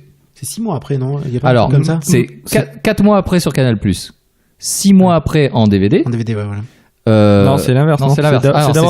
C'est 3 ou 4 mois en DVD. C'est 4 mois en DVD, 6 mois sur Canal+. Donc, en fait, les chaînes payantes. Ouais. Après, en VOD, donc c'est en même temps que le DVD, grosso modo, entre 6 et 8 mois. Au bout d'un an... attends, au bout de 18... VOD, alors c'est un nom particulier, mais c'est VOD payant. C'est pas comme... En location. Ouais, voilà, en location. Au titre, en fait. Contrairement à Netflix, qui est une VOD qui est un abonnement pour tous les films. Et après, je crois qu'on est sur entre 12 et 18 mois, on doit être sur... on peut le diffuser sur une chaîne pas payante. Oui, alors... Non, c'est pas ça. Si, mais en fait, c'est aussi c'est un peu plus compliqué que ça. On va pas rentrer trop dans les détails, mais c'est en fonction des films, des chaînes qui ont donné de l'argent parce qu'elles doivent contribuer à la création, et les chaînes qui ont donné de l'argent pour le film, évidemment, peuvent le passer avant. Voilà. Donc il y a ce truc-là, et finalement, on arrive au bout des 3 ans à Netflix, ce genre de choses. Donc l'abonnement qui regroupe un catalogue complet, où là, effectivement, Netflix n'est pas autorisé en France à diffuser un film qui a moins de 3 ans, puisque à moins de 3 ans par rapport à sa sortie en salle, toujours. C'est ça. Alors pour ceux que ça intéresse éventuellement, je vais faire de la pub pour un autre podcast qui était très intéressant sur ce sujet. Ça s'appelle Besoin de rien, envie de droit. Et leur premier épisode... Joli jeu de mots. J'apprécie. Joli titre. Voilà, le premier épisode est consacré à la chronologie des médias. Donc on les salue. C'est pas très très long, ça ne fait pas tout à fait 1 heure et c'est vraiment intéressant. On trinque à leur santé. Votre santé. Chin. Alors du coup, juste pour rebondir sur un point que vous avez... Merci. Entre la pub et le cinéma, juste une petite info, parce que c'est vrai que c'est un truc qui m'a marqué, et Corben en a fait corben.info d'ailleurs, il a pas le roi d'internet, il a pas voilà, le boss final des internets. Non, c'est Antoine Daniel, ça. Ouais, je sais, mais bon. Je sais plus ce que je disais. Arrêtons de le couper, vas-y. J'ai un cerveau qui peut faire qu'une seule chose à la fois. On en était à Corben. Et voilà, qui a fait un article dessus, et c'est vrai que moi je l'avais remarqué en allant avec mes petits au ciné, c'est que quand tu vas voir un film pour les petits, la pub n'est pas du tout adaptée.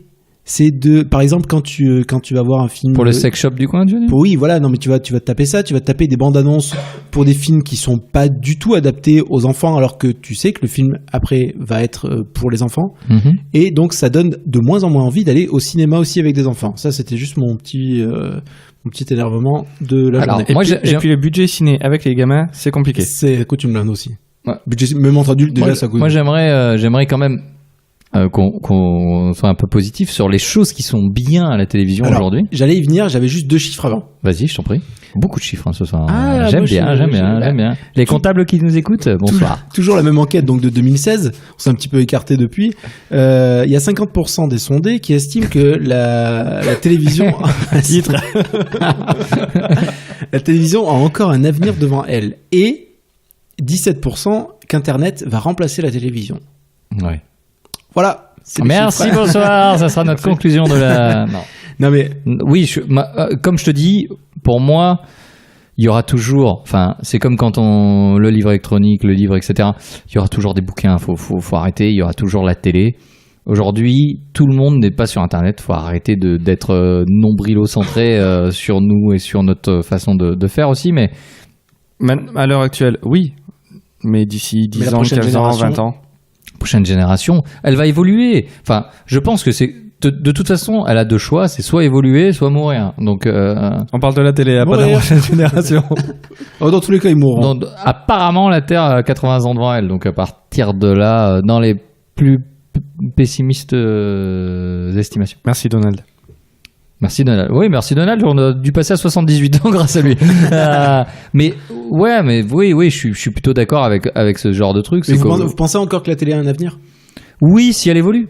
Bien sûr. Alors, dans l'état actuel, non. En esprit Molotov, si tu veux, dans cet esprit-là. Ouais, forcément, pas sous la forme qu'elle a actuellement. Et ça dépend à qui ça s'adresse. Regarde, est-ce que Facebook est pas devenu aussi le repère des... Enfin, quand tes parents sont inscrits sur Facebook, tu t'es dit, ah ouais. Facebook est devenu has-been. Mais ouais. Est-ce Clairement. que finalement la télé va pas devenir ce truc-là il y aura un certain type de population qui ont déjà peut-être un certain âge, pourquoi pas même nous, hein, parce que dans une certaine mesure. Mais là on l'a pas fait, mais ça serait intéressant d'avoir les chiffres des gens qui regardent la télé, enfin du pourcentage de la population qui regarde la télé, parce que là actuellement, nous 3, qui regarde la télé régulièrement et qui la regarde comme il la regardait quand il était gamin, c'est-à-dire tu arrives. Tu mets pas la télé pour avoir un fond sonore ou un truc comme ça, tu regardes parce que tu te dis, je mets la télé parce qu'il y a mon émission. Non, moi je le fais je regarde pas. La télé, honnêtement, je regarde pas. Et toi, Damien ? Damien, il s'en fout. Non. Damien, il est en train de chercher les chiffres que j'ai demandé. Cherche. Non, alors, je regarde quand même la télé, je regarde un petit peu les infos parce que malgré tout, Twitter, etc., c'est des réseaux où je choisis qui je suis, donc forcément j'ai un certain type d'infos.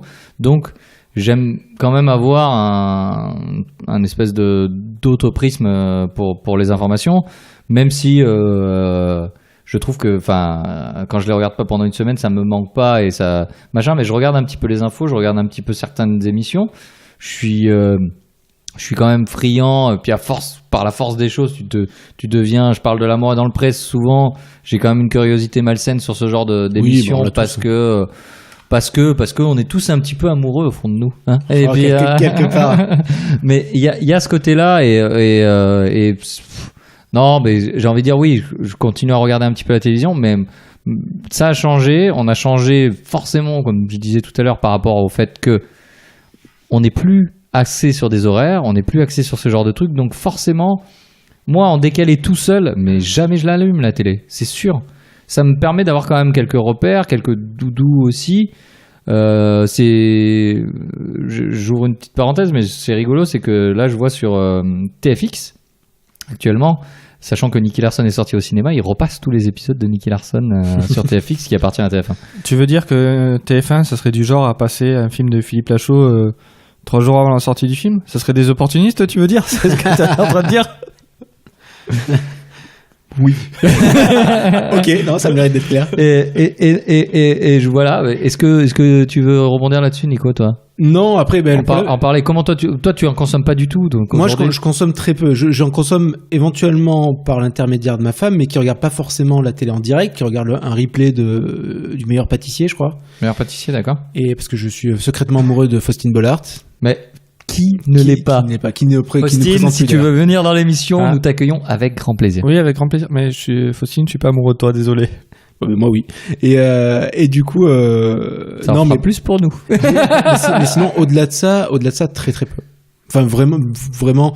Allez, au pire, on a allumé la télé, on est tombé sur un épisode de L'amour est dans le pré, de Chasseurs d'appart, tout ce que tu veux. Ouais. Mais si on consomme la télé, les chaînes hertziennes habituelles, ça va plus être par l'intermédiaire des replays. D'accord. Alors j'ai pas parlé de la TNT aussi qui a changé quand même le paradigme et qui a changé le paysage audiovisuel française. Le paysage français pardon. Excusez-moi. Le paysage, ouais. Le paysage, c'était un garçon. Du coup, en fait, ça a changé la donne parce qu'aujourd'hui, les chiffres, ils sont quand même moindres, même sur des grosses chaînes comme TF1. Aujourd'hui, TF1, quand il fait 1 million, il est super content. À l'époque, il faisait 10 millions, 10, 12, 13 millions de téléspectateurs. On est quand même sur Aujourd'hui, j'aimerais quand même avoir des trucs positifs, c'est que on a beaucoup plus le choix. On a quand même le choix de ce qu'on peut regarder, même si zapper et tout ça. Moi, je trouve qu'on a plus le choix. Il y a beaucoup plus de chaînes qui sont spécifiques sur des choses. On a des chaînes incroyables, genre Planète, des trucs comme ça. Equidia. Merci Patrick. Non, mais c'est con, mais ça permet quand même de diversifier quand même l'offre. Et aujourd'hui, on n'est plus obligé de rester sur des choses quand même qui sont toujours les mêmes, même si. Même si on revient. Moi, j'ai l'impression sincèrement que ça tourne en rond. Ouais, on tourne quand même autour. Mais il y a des petites pépites aujourd'hui. Si tu prends un enfant, tu le mets, je suis désolé. C'est dégueulasse de faire ça, mais ok. Non, mais si t'étais un enfant et que tu regardais la télé aujourd'hui, t'as au niveau ludo, putain, tous les dessins animés Marvel que t'as de qualité. Oui. J'étais en train de chercher sur internet tout à l'heure Miraculous Ladybug sur TF1 et Dieu sait que j'encense pas TF1, je regarde très peu, mais c'est une série française, franco-japonaise, je crois, mais française en partie, réalisée par un Français, fait par un Français, où c'est un truc de super-héros qui se passe à Paris et tout ça, et les enfants, moi les enfants que je connais en tout cas, ils sont assez fans de ce truc-là, et c'est super qualitatif, et il y a une double lecture en plus. Même les parents qui regardent sont quand même, un peu comme un Pixar aujourd'hui pourrait apporter, il y a une double lecture. Je suis désolé, quand je regardais les Samurai Pizza Cats, petit placement, il y avait moins de double lecture, il y avait moins de ce genre de trucs. Et même si j'adore encore et j'ai beaucoup de tendresse pour cette série, aujourd'hui des trucs comme Miraculous Ladybug, c'est des choses qui ont une double lecture. Ouais, mais enfin et qui permet d'apporter autre chose aux enfants aujourd'hui, et c'est qualitatif quand même. Et les enfants aujourd'hui, je trouve qu'ils ont des choses quali que nous on n'avait pas forcément. Est-ce que c'est lié à la télé?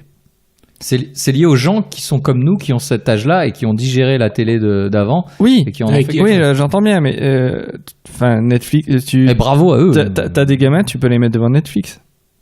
Ouais, et t'as des séries de qualité aussi. Ouais, je suis d'accord aussi.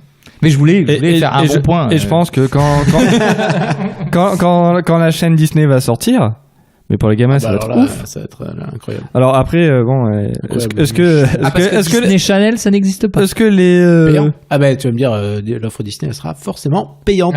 Ouais, et puis après j'ai un peu moins confiance en Disney pour éduquer mes enfants. Ouais, pour faire des trucs un peu. Ouais. J'ai pas confiance en Nicolas pour éduquer les siens, donc après... Moi non plus. Heureusement, c'est pas moi qui le fais. D'accord, donc vous êtes vraiment hyper négatif sur la télévision d'aujourd'hui quand même. Je suis très pessimiste sur la télé. Je pense que ça... Qualitativement, il y a quelques trucs qui quand même sortent du lot. Alors, sans doute. Je voudrais répondre. T'as dit qu'on était pessimiste sur la télé d'aujourd'hui ? Oui. Alors non, je suis pessimiste sur la télé tout court. Wow, ça balance. C'est-à-dire que même à l'époque, il y avait des trucs qui étaient bien, mais c'est qu'il y avait rien en face. Si tu veux, quand on parlait, c'est un bon point. Quand on parlait de la télé des écoutes, non mais je vais te sortir des dobs aussi parce que j'ai noté, j'ai 5 lignes de notes. Et il y en a une, je tiens à la sortir parce qu'elle me rend fou. Alors c'est pas les grosses têtes qui étaient bourrées en ce moment en émission parce que t'as mis en train de lire mes notes, donc je lis aussi. Mais j'aimais bien les grosses têtes, tu sais quoi. J'aime toujours bien les grosses têtes. Ouais. Même sans Bouvard, tu sais quoi. C'est un côté très bof, mais un plaisir coupable. Ouais, il y a ce côté télé, c'est un peu ça. Hein. Oui, mais c'est un peu le plaisir coupable aujourd'hui. Je vais finir mon argumentation si vous permettez, chers amis. Vas-y. Donc il y avait des trucs qui étaient vraiment cool. Enfin moi je sais que pour moi les Inconnus c'est la référence. C'était vraiment un truc que je kiffais à mort. Tu les connaissais du coup ? Non, ils étaient pas très connus. Je vous déteste. Et d'un autre côté, t'avais comment il s'appelait, Pradel, qui avait passé Jacques Pradel, perdu de vue. Oui, et qui avait passé pendant 2 heures une émission où il disséquait un mannequin en caoutchouc et qui sortait des abats de vache en faisant oui, c'est peut-être l'extraterrestre de Roswell. C'est quand même fou qu'il y a une. Ça m'a perturbé ces émissions. Non mais c'est fou. Non mais c'est fou qu'à une époque, à la télé, on ait pu passer à 20h30, 21h, une émission qui est montée sur un fake et tu dis mais maintenant avec le recul je me dis ils font tout un j'allais dire pas ta caisse expression de 1852. Patrick, t'es tellement vieux dans ta tête. Non mais ils te sortent des caisses sur tout ce qui est fake news et tout. C'est ouf pour compenser. C'est ouf. C'est ouf qu'ils lui attellent pas ta caisse. Mais est-ce que c'est pas aussi le fait qu'on ait accès à de l'information maintenant très rapidement, très vite, par tous les médias possibles? Oui mais eux c'était des journalistes si tu veux. Ouais. C'est fou. Non mais c'est revenir un journaliste sur le terme de journaliste après. Il peut venir à l'émission s'il veut. Non mais c'est ouf que sur la plus grande chaîne. Autant journaliste que Jacques Pradel. C'est un animateur. Quoi. Non mais c'est ouf que sur la chaîne qui avait le plus d'écoute, on ait pu de passer un fake mais le truc incroyable et parce qu'à l'époque on avait rien pour contredire, ou alors les journaux éventuellement, mais on avait peu de choses pour contredire. On n'avait pas Twitter où il y a un gars qui allait tweeter il dit de la merde sur son mannequin en plastique et du coup après ça allait s'enchaîner. Ouais mais du coup est-ce que c'était bien le troll. Je fais très. Non mais est-ce que c'était bien? Enfin tu vois c'est. Après ça nous laissait, enfin moi ça m'a laissé beaucoup de souvenirs en tant qu'enfant. Ouais, mais il faudrait que je demande à mes parents un peu s'ils se sont pas dit mais il est complètement con lui ou quoi. Ils se le disent encore. Enfin je sais pas s'ils parlaient de moi du coup de Jacques Pradel, je sais pas encore. De Jacques Pradel bien sûr. Moi qui ai dans ma famille des gens qui sont un peu superstitieux, Mystère c'était le pop-up du pop-up quoi. Alors est-ce que tu peux. C'était exceptionnel quoi, c'était le truc un peu fou, c'était oh là là il s'est passé ça, il s'est passé ça. Le pop-up du pop-up on l'avait pas. Ah ouais désolé. Non il était. Est-ce que Patrick, tu as pas noté mais tu voulais parler de Maureen Dor et tu n'en as pas parlé donc je veux la citer. Maureen, si tu nous écoutes, une animatrice. Tu es la bienvenue dans l'émission. Rousse. Et Dieu sait que c'était pas facile à l'époque à la télévision avec tous ces critères. Et pourtant, tu nous as laissé un souvenir vraiment. Alors vu que tu lis mes notes, je vais parler de tes notes que tu n'as pas. Mais est-ce qu'on parle de Karen? Bien sûr. Karen Jerry. Hugo Délire. Alors voilà. Horrible. J'avais appelé une fois, mais c'était insupportable. Déjà, ce jeu était nul. Oui, mais c'était un jeu vidéo, mec. Mais c'était un jeu vidéo par téléphone. Déjà, c'était rien que le concept jeu vidéo par téléphone. À l'époque, c'était quoi? C'était quelle année? Il y avait Doom qui était au moins sorti. Oui, vas-y. Et du coup, jouer à Hugo Délire, c'était. Non, mais t'imagines, il fallait un téléphone à touche. Les gens qui avaient le téléphone à cadran, quand ils tournaient tout, ils étaient dans la merde. Si on parle jeu vidéo, j'aimerais qu'on se souvienne quand même, parce qu'il y a très peu de gens qui s'en souviennent, mais Cyril Drevet, qui massacrait tous les gamins qui venaient dans l'émission, était un animateur d'émissions de jeux vidéo avant d'être à Turbo. D'ailleurs, à Turbo, il est le spécialiste quand il y a des nouveaux jeux vidéo sur les voitures qui sortent.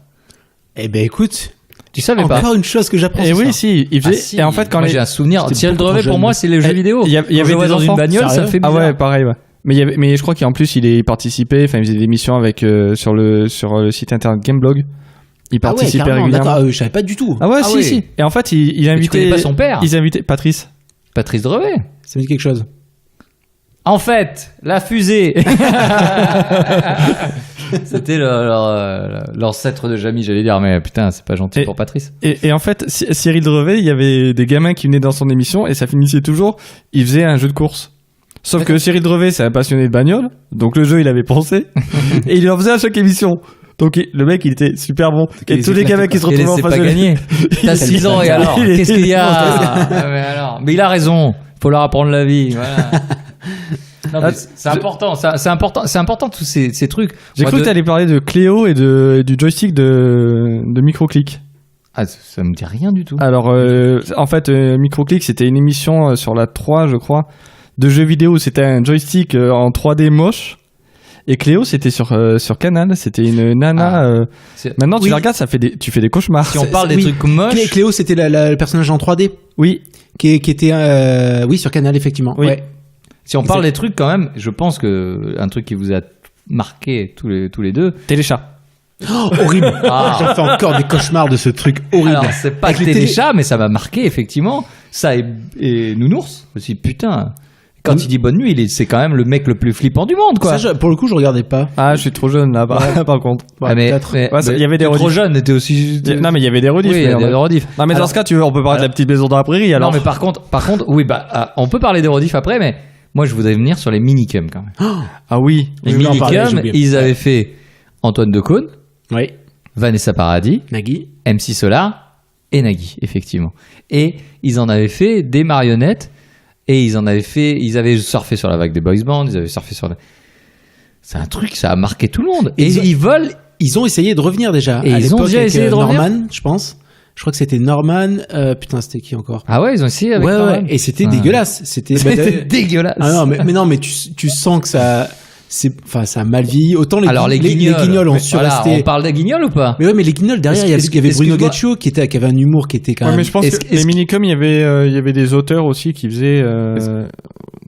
Qui rendait le truc marrant, quoi. Enfin, les sketchs, même quand t'étais gamin, ils étaient marrants. Je pense que autant les Guignols ont su garder. Mais d'ailleurs, je crois que c'était aussi Bruno Gaccio derrière. Non? Il me semble qu'il y a des. Après, c'est possible. Hein. Mais il me semble qu'il y a des minicums. On va chercher. Il me semble qu'il y avait des gars qui venaient des Guignols qui avaient fait les minicums. Il me semble aussi, j'ai entendu ça. Après, moi, les Guignols, j'avais pas Canal, donc je regardais, c'était en clair, je sais, mais en Ardèche, on captait pas. Et j'ai dû choper ça, mais moi, j'ai commencé à les regarder, c'était après la grande époque, quand tout le monde te disait, ah non, les Guignols, maintenant, c'est plus marrant, tous les comiques, qui sont partis et tout. Donc, j'avais pas regardé plus que ça, quoi. Non, a priori, c'était pas les mêmes, mais effectivement, il y avait ce truc-là. Et si on peut parler des Guignols et de l'influence, pour moi, honnêtement, je jette un pavé dans la mare, je vous le dis, attention. Oh.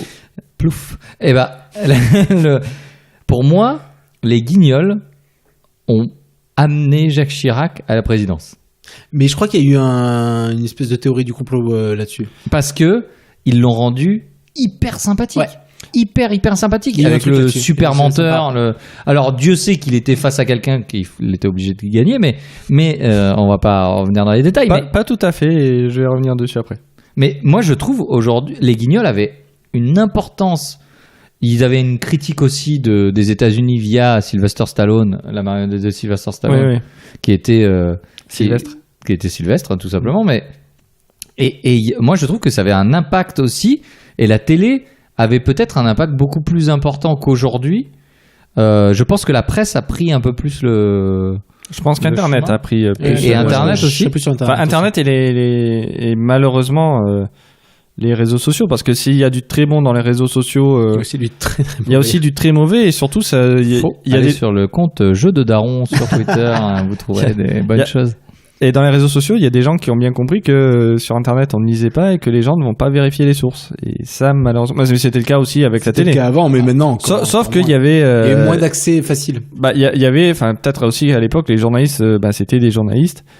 Et qui, même si, comme on disait tout à l'heure, des fois les infos étaient un peu tendancieuses, mais ça n'empêche pas que les mecs, ils avaient un minimum de conscience, alors que maintenant, c'est sur les réseaux, on fera peut-être un épisode sur les réseaux sociaux, mais je pense qu'il y a clairement de la manipulation de la part de certaines personnes. Ouais. Comment ça, la Terre n'est pas plate? Le 11 septembre, on en parle donc. Et l'homme sur la Lune. On va faire un épisode spécial sur les complots, bien sûr, et sur les reptiliens en partie. Et du coup, je voulais juste rebondir, parce que sur un reportage que j'ai vu donc sur Jacques Chirac, je n'ai pas vu un reportage sur Jacques Chirac, j'ai vu un reportage sur la télé des années 90. Mais tu peux pas voir un reportage sur Jacques Chirac, lui-même, il peut plus rien voir aujourd'hui. Donc, Jacques, si tu nous écoutes. Fais à son âme. Il est toujours en vie. Oh, c'est pas trop. Il y a des rumeurs qui disent que c'est comme Mitterrand sur la fin. Hein. Et en fait, de ce qu'il disait dans le reportage, alors moi je m'en rappelle pas, mais c'était TF1 le chargeait bien comme il faut et soutenait l'opposant qui était Balladur. Balladur qui était contre France 2 et contre. Et en fait. El Kabash, Chirac s'est fait inviter. En fait, Chirac s'est fini par. Chirac n'aime pas les journalistes. Il n'aimait pas les journalistes, il n'aimait pas passer à la télé, c'était pas son truc. Et il s'est retrouvé là. Il mangeait des pommes pourtant. Oui. Et en fait, il s'est retrouvé à une émission où ça s'est. En fait, il est venu en mode décontracté parce que c'était pas. On le ciblait pas et tout. Donc il s'est amusé, il sortait des conneries. Il y avait des jeunes et tout. En fait, le mec, il était drôle quand même. Oui, et c'était aussi un gros queutard. Mais bon, ça aussi ça. Mais bon, le mec, ça n'a rien à voir. Ça n'a rien à voir avec que je le casse. Mais bref, défi avec moi-même. Mais bref, Chichi a sorti des vannes, ça a fait rire, ça a un peu. Tu l'appelles Chichi. Bah oui, bien sûr. À quel moment un président t'as désacralisé? Est-ce que c'est lui aussi qui a pas désacralisé la fonction? Ça commence avec lui, je pense. Parce que Mitterrand, t'avais un espèce de respect pour Tonton, est-ce que Mitterrand, oui, mais est-ce que Tonton il a pas désacralisé quand on a pris pour Mazarine? Ouais, ou est-ce que ça a pas évolué en même temps qu'Internet? Je comprends pas l'histoire avec le beurre, mais ok. Mazarine. Je déteste. Mazarine, pas la margarine. Est-ce que ça n'a pas évolué aussi en même temps qu'Internet, où les paroles se libéraient, où les gens qui... Internet, c'était pas mais Jacques Chirac, Non, mais je veux dire... Vois où je veux en venir. Non mais regarde les Guignols. Où les paroles Guignols, c'était pas Internet, pourtant t'avais déjà... Même Colaro, même c'était le bébé show. Regarde le bébé show. Oui, non, évidemment. C'était déjà irrévérencieux, quoi. T'as toujours eu ce truc. Moi, je pense que là, ce contre-pouvoir finalement. Non, mais je veux dire, la désacralisation aussi, on l'a cherché et les gens commençaient à en parler aussi de plus en plus et peut-être à rabaisser aussi un peu le truc, parce qu'au fur et à mesure des interviews qu'ils faisaient, de manger des pommes, des machins, etc., les Guignols ont mis une bonne couche dessus, qui l'a rendu sympathique aussi, avec Super Chirac aussi, je crois. Super menteur. Super menteur, ouais, désolé. Ouais, tout à fait. Et du coup, ouais, lui a commencé, mais derrière, tous les gens ont continué, quoi. Oui. Mais sincèrement, je me pose la question si ça a vraiment commencé, comme on disait, quoi. Enfin, moi, quand j'étais tout gamin, je me rappelle, là, ça m'est revenu comme un flash, mais le bébé show. Oui, et il prenait, enfin, Mitterrand, c'était quoi? C'était l'espèce de grenouille, l'espèce de Kermit. Pasqua, c'était un morse, quoi. Oui. Ah, il prenait et t'avais aussi quand même Coluche à l'époque qui s'était présenté, donc ça désacralise aussi un peu le truc, quoi. Oui, d'ailleurs. Ça commence un peu à dire, de toute façon, n'importe quel Guignol. Coluche, il disait, vous m'avez pris pour un rigolo, mais je vous préviens, c'est pas moi qui ai commencé, c'est ça qu'il disait, pardon. Mais je veux dire, il voulait montrer aussi que n'importe quelle personne, bon là il était quand même relativement connu, pouvait aussi se présenter et ne pas sortir de l'ENA, et etc. Bon, il n'a pas été président non plus. C'était le but aussi, c'était de désacraliser le truc et de montrer que finalement c'était pas réservé à l'élite. Et effectivement, il le disait, mais il ne le faisait pas. Oui. Il ne montrait pas qu'il y avait des candidats comme aujourd'hui. Il pourrait avoir des candidats comme Besancenot, comme j'ai perdu son nom. Poutou. Poutou, bien sûr, Poutou, putain. On lui fait un gros Poutou d'ailleurs. Un gros Poutou d'ailleurs.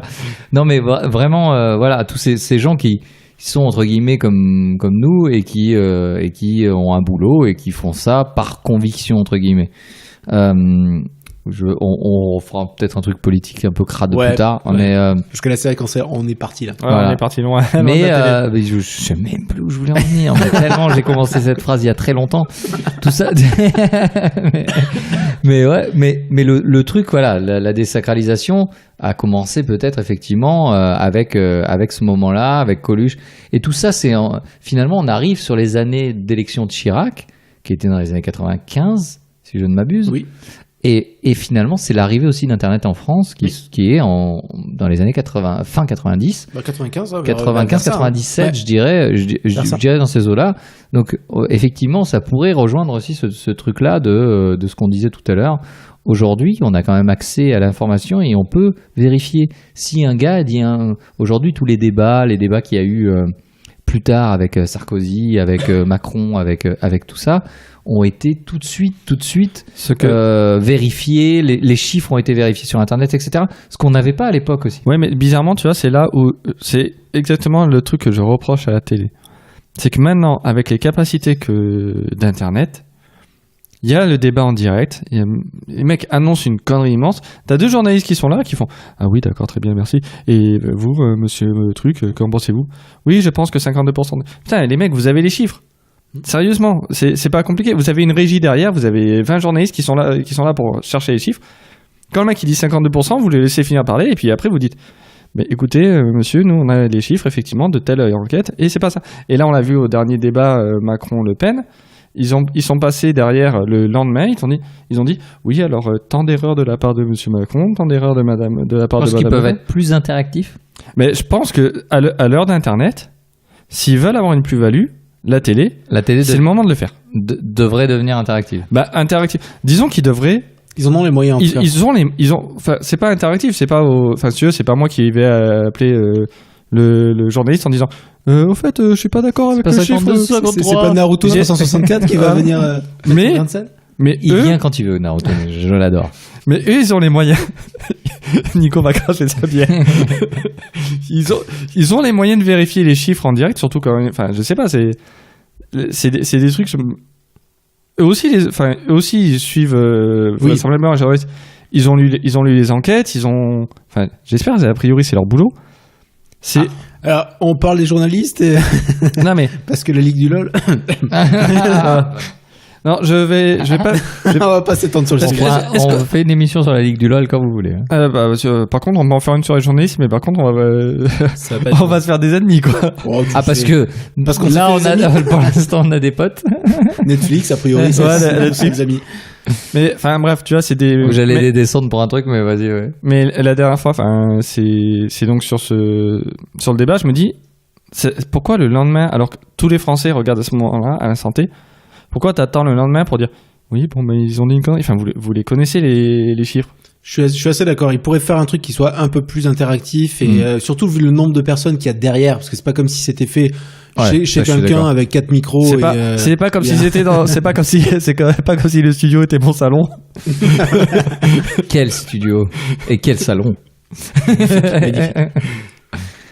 Voilà. Bonne soirée. Bonsoir. Non mais sinon, alors juste quitte à continuer à faire des ennemis avec les journalistes, aujourd'hui c'était les 30 ans du web. World Wide Web. Voilà, et sur TF1, ils en ont parlé. Ils ont réussi à se planter, quoi. Ils ont réussi à confondre Internet et le web. Je me dis, les mecs, c'est fatigant. Ils sont fatigants. Ils ont tout pour être bon. Bah c'est ça, ils en ont parlé il y a. Peut-être qu'ils ont comme nous, ils préparent pas. Bah oui, non mais c'est ça. non mais sérieusement, le truc, je l'ai vu. Enfin, ils ont dit ça il y a quelques jours. Tu vois, ils l'ont pas fait le jour même, mais ils l'ont fait il y a 2-3 jours.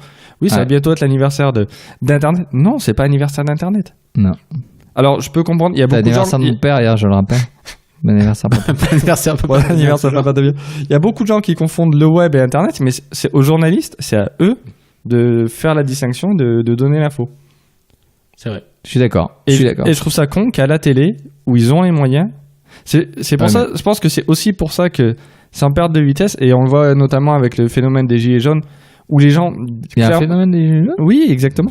Et du coup, dans le phénomène des gilets jaunes, tu peux t'apercevoir qu'il y a un phénomène de défiance envers les journalistes. Oui. Parce qu'il y a un manque de confiance envers eux. Ouais. Comment tu peux leur faire confiance quand, sur des sujets qui sont simples, où tu peux préparer avant, enfin, tu regardes le journal, dès que tu connais un peu le sujet dont il parle, t'as souvent des petites erreurs factuelles, c'est pas grand-chose. Mais tu dis, si c'est un sujet à la con, comme la dernière télé pliante, machin et tout... il y a sur aucune un truc... télé pliante. Ce serait absolument pas pratique. On s'en fout, c'est un exemple. Si, sur un sujet comme ça, ils font des erreurs, qui te dit qu'ils font pas des erreurs sur des sujets plus importants? On peut revenir sur la télé pliante. C'est une technologie qui m'intéresse. Alors pour apprendre un peu le contre-pied de tout ça, le côté interactivité, j'aimerais le remettre en cause un petit peu. Je pense qu'aujourd'hui, malgré tout, on n'est pas prêt. Et je parle en état de cause, c'est que j'ai essayé l'épisode interactif de Black Mirror sur Netflix. Ah, j'ai pas essayé, donc j'attends ton retour. Voilà, donc là où on est vraiment dans l'interaction, puisque c'est la série dont vous êtes le héros finalement. Ouais. Donc tels les livres dont vous étiez le héros à l'époque. Donc là où on te demande une action, on te dit bonjour, bienvenue, tout ça. Aujourd'hui, la télé ne te demande pas une action. Alors pour tous ceux qui crient sur la télé, qui disent à Drogba d'aller beaucoup plus vite sur le terrain, je sais pas s'il joue encore. Hein. Je suis pas très foot, je suis désolé. Il joue plus. Enfin, ou à Montréal, je crois, et encore. D'accord, bon. Bref, les mecs vont pas plus vite parce que tu gueules. À Mbappé, oui, cours. Ils ne l'entendent pas. Il n'y a pas de micro dans votre télévision. Vous n'êtes pas surveillé. Voilà, donc. Il y a aucune interaction, c'est vraiment du visionnage. Là où Internet finalement, via le tactile et via tout ça, on est beaucoup plus dans l'interaction. Et du coup, Black Mirror, via la télécommande et via Netflix, on peut être acteur un peu plus de l'histoire et donc choisir plus ou moins le destin des protagonistes à l'écran. J'ai trouvé ça chiant. J'ai trouvé ça hyper chiant parce que je suis dedans et il me coupe. Ah, ça te sort de l'histoire. Au niveau de la en fait, au niveau du tempo, on est sur. Si on m'arrête, on me dit au fait, tu veux quoi là? Tu veux une double croche ou une simple croche? En musique, ça serait pareil. Ça serait hyper chiant dans une chanson si on t'arrêtait en plein milieu de la chanson et qu'on te dirait au fait, le refrain, on le fait en la ou on le fait en do? Tu dirais. Déjà, j'y connais rien en musique. Arrête de me parler comme ça. Et en plus, tu te dirais, bah ouais, mais ça m'a coupé. Et bah, j'ai eu cette sensation-là. Du coup, ça ressemblerait. Donc le futur, pour moi, c'est pas encore ça. Mais voilà. Ça ressemblerait plus à un espèce de jeu vidéo interactif, quoi. Ouais, on est plus un peu sur du Heavy Rain ou les vieux jeux vidéo, tu sais, en FMV, où c'était des acteurs qui étaient filmés, où t'avais des actions à faire, et qui maintenant, quand tu les regardes, tu fais. Mais c'était horrible. Mais quelle transition incroyable. Il paraîtrait que le prochain épisode de Jeux de Daron est sur un jeu en FMV. Il paraît. Tiens non. Et qui sortirait ce dimanche. Ce dimanche, exactement. Donc cet épisode sortira après l'épisode de Jeux de Daron. Normalement, si vous êtes des bons auditeurs, vous l'aurez vu. Et du coup, où on va, les gars? Alors, j'avais une dernière question. Alors, juste, je vais rebondir, excuse-moi, sur le, alors, Boeing. Voilà. Sur l'interactivité, j'ai envie de te dire, enfin, t'as envie de me dire quoi? Oui, j'ai envie de te dire que ça a pas de, enfin, quel est le rapport avec la télé, finalement? Bah, en fait, le rapport, c'est, est-ce que la télé... vers quoi elle doit tendre? Voilà. Bah, pour moi, elle doit pas tendre vers ça. Ah oui, mais moi non plus. Mais, non, mais si tu veux, c'est que Netflix, là, t'es incapable, mais devant Netflix, tu regardes ta série. Effectivement, tu choisis l'heure à laquelle tu la regardes. Ouais. T'as pas de pub. Mais t'es pas acteur de ta série. Non. Tu n'es, excellent acteur, d'ailleurs. Excepté cet épisode de Black Mirror. Oui. Tu restes spectateur. Enfin, moi, quand je regarde une série, perso, je m'attends à avoir une histoire particulière. Après, effectivement, dans des... Oui, particulière. Une histoire bien écrite, mais avec... Mais si je veux un truc interactif, je fais un jeu vidéo. Effectivement. Bien rattrapé. Hein. Et je suis plutôt d'accord. Mais en fait, pourquoi j'ai exposé ça? Et effectivement, j'ai exposé et j'ai amené doucement vers la conclusion, après les chiffres de notre ami Nicolas. Mais effectivement, c'était... vers quoi la télé pourrait tendre et vers quoi et pourquoi aujourd'hui la télé a ce sort-là finalement, parce que on est représentatif, on est plutôt d'accord tous les trois, mais on est représentatif quand même d'un certain type de population, même si on a à peu près le même âge et qu'on est à peu près dans le même milieu, même catégorie socio-professionnelle, etc. Mais effectivement, c'était juste pour exposer une piste sur laquelle moi j'étais pas convaincu. Nico, je t'en prie pour les chiffres, et après peut-être qu'on va conclure. Non, j'ai plus de chiffres. Alors le problème, c'est que j'avais une question, mais vas-y, je t'en prie pour la question. Première réponse était au début du podcast. Non, mais répondait assez bien à la question. 42. C'était, est-ce que la télévision est mauvaise pour la société? Et la première réponse a finalement très très bien répondu. C'était pas Naruto 364, c'était sans doute Dark Shadow 666 qui disait c'est un outil et ça peut être utilisé pour le bien ou pour le mal, abruti. Donc je pense que finalement ça répond assez bien à la question. Oui, je suis assez d'accord. C'est souvent on tape sur la technologie, on tape aujourd'hui sur internet, sur les réseaux sociaux, mais effectivement c'est des outils. Un couteau, tu peux très bien faire un super bœuf bourguignon avec un couteau et tu peux très bien planter ton voisin. Après au choix de ce que tu préfères manger, mais c'est vrai que aujourd'hui ça reste des outils, ça reste des moyens technologiques de transmettre l'information, et aujourd'hui c'est ce qu'on en fait. Et ce qu'on en fait, on n'est pas trop venu sur le terrain de la télé-réalité. Est-ce que moi ça me débecte, mais je trouve ça très très difficile à regarder. D'ailleurs, je ne regarde même pas. Et je trouve que je ne comprends pas qu'ils en diffusent encore, parce que je me dis, mais qui regarde ça? Et il suffirait que les gens ne regardent pas pour qu'ils n'en passent pas. Mais il y a un public pour. Parce que sinon ils auraient arrêté. C'est un truc de ouf. Il y a un côté voyeurisme qui est ouf, quoi. Ouais, non, mais t'es content de voir des gens qui font passer, après je sais pas exactement, mais qui font passer pour des gens un peu plus bêtes, avec des expressions stupides. T'as l'impression de te sentir intelligent aussi. Oui. Alors qu'on est sacrément con. Alors qu'on a quand même. On en tient une bonne couche. Ouais. Exactement. Donc je rejoins Patrick. Il y a un public. Il y a un public qui a envie de se sentir plus intelligent. Je dénonce un peu. Non, mais il y a des gens pour qui la télé, enfin, quand ils allument la télé, ils ont pas envie d'apprendre quelque chose. C'est du divertissement. Ils ont pas envie de regarder de la vulgarisation scientifique ou même un truc plus poussé, quoi. Ils veulent juste arriver, se vider la tête devant. Donc les ch'tis, ben voilà. Oh, qu'est-ce qu'il est con, lui. Et puis voilà, et tu repars, ton cerveau il est neuf, et puis roule, quoi. Ouais, je suis pas sûr que le cerveau soit neuf. Je pense que c'est un peu comme tes poumons après 10 paquets de clopes, quoi, mais oui, non, bah, bonne analogie, Patrick. En tout cas, il est vidé, et voilà, tu repars avec rien dans la tête parce que t'as rien appris. Ah oui, clairement.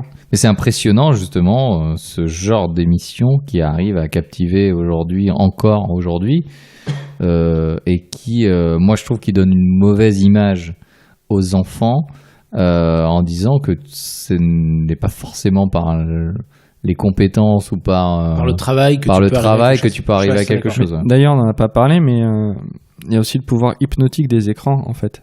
Oui. Le fait moi, ça m'est arrivé, comme j'en parlais tout à l'heure, tu sais, les mecs ouvrent des box qui cherchent des... c'est des enchères, ils achètent un box aux enchères et ils savent pas ce qu'il y a dedans. Cette émission est quand même très conne. Ouais, mais j'adore. Aussi, hein. Non, mais elle est folle, mais elle est super. T'as jamais vu, c'est incroyable. Ils achètent des box aux enchères, ils les regardent. Alors, ça doit être. Pendant le micro, c'est bien. Box machin. Ça doit être genre enchères surprise ou box enchères, un truc. Bon, c'est sur une chaîne de la TNT. Et les mecs, le concept, c'est que alors, ça se fait beaucoup aux États-Unis parce qu'en France, c'est pas trop légal, donc ils ont détourné. Il y a une version française, je crois. Oui, mais alors, je peux t'expliquer un peu plus. Le mec s'en renseigne, quoi. Mais alors, comment ça se passe aux États-Unis ? Tu loues un box. Tu mets tes affaires dans un box parce que t'as besoin de place et un box de stockage. Aux États-Unis, t'arrêtes de payer le box, ils le vendent aux enchères. Allez, bas les couilles. En France, t'arrêtes de payer le box, ils font on peut pas le vendre aux enchères, donc faudrait que vous payiez quand même, et puis on vous le rachète l'intérieur du box, puis après on fait une émission, enfin on se démerde. Et aux États-Unis c'est comme ça, donc tu payes pas, tu mets aux enchères, et les mecs n'ont pas le droit de rentrer dans le box pour voir ce qu'il y a dedans, et ils achètent un truc surprise. D'accord. C'est un Kinder Surprise à la télé, mec. Le mec, ils font là, et en plus t'as le côté exubérant des Américains, le côté un peu stéréotypé du redneck, de la bomba, parce qu'en de plus, machin, etc. Tu retrouves souvent les mêmes, mais ils ont fait la même chose pour des maisons, tu sais, comme les maisons sont en bois aux États-Unis. Ouais. Ce qu'ils font, c'est qu'ils rachètent la maison, ils la déplacent, ils vont la rénover. Ah, ça aussi, ça m'a pris. Et la revendent. Et tu vois, c'est exactement la même chose. En fait, ils savent pas. Et ouais, c'est le Kinder Surprise, clairement. Et surtout, tu as des personnages, en fait. Tu retrouves toujours les mêmes acheteurs, tu retrouves toujours les mêmes vendeurs. Enfin, je veux dire, le mec qui vend les maisons, c'est le Texan, le pur. Tu sais, il vient avec son petit gilet, sa petite chemise, sa petite cravate lavalière. Et puis le chapeau de cow-boy. C'est toujours les mêmes. De là à dire que c'est des acteurs, que c'est scripté. Mais c'est fort possible. C'est pas, à mon avis, c'est des vrais gars qui font ce genre de truc. Mais ils sont scriptés, ils sont machins. Mais par contre, toute la maison et tout, parce qu'ils retapent la baraque, ils la font refaire par des Mexicains. Hein. C'est sûr. Hein, c'est comme Stéphane Plaza, tu vois. Faire un mur. J'ai rien contre les Mexicains. Au lieu de faire un mur entre... Non, mais j'adore d'ailleurs le Mexique. Tous les Mexicains qui nous écoutent. Les 7, merci. Hola, señor. J'ai de la famille au Mexique. Hola, la familia de Patrick. La familia del Patrick. si, la familia, si. Bon, très bien.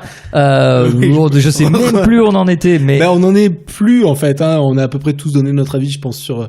C'est très bien. Je veux quand même... Si, on voulait... On peut faire une parenthèse sur Fort Boyard ou pas ? On voulait partir sur le futur de la télé et dire un petit peu, et on a dévié un peu, donc on parle de Fort Boyard, puis on revient dessus. On parle de Fort Boyard. On parle de la boule ou pas ? Dieu, je sais pas où tu vas, mais alors j'ai peur que ça finisse avec la prison, tout ça. Non, il est mort. Ah oui, d'accord. Ah, alors non. Comment on va du coup ? Est-ce qu'on parle de comment ça fait Fort Boyard, c'est un petit peu le même structure, le même concept, c'est-à-dire que t'as des gonzes, ils vont faire des épreuves, tu sais qu'ils vont récupérer. Enfin, tu le sais pas, mais tu sais qu'ils vont récupérer les clés pour faire un mot, pour récupérer des boyards. Est-ce qu'on parlait d'Interville là aussi ? On peut parler d'Interville aussi, mais ça fait beaucoup là. Ouais, ça fait beaucoup.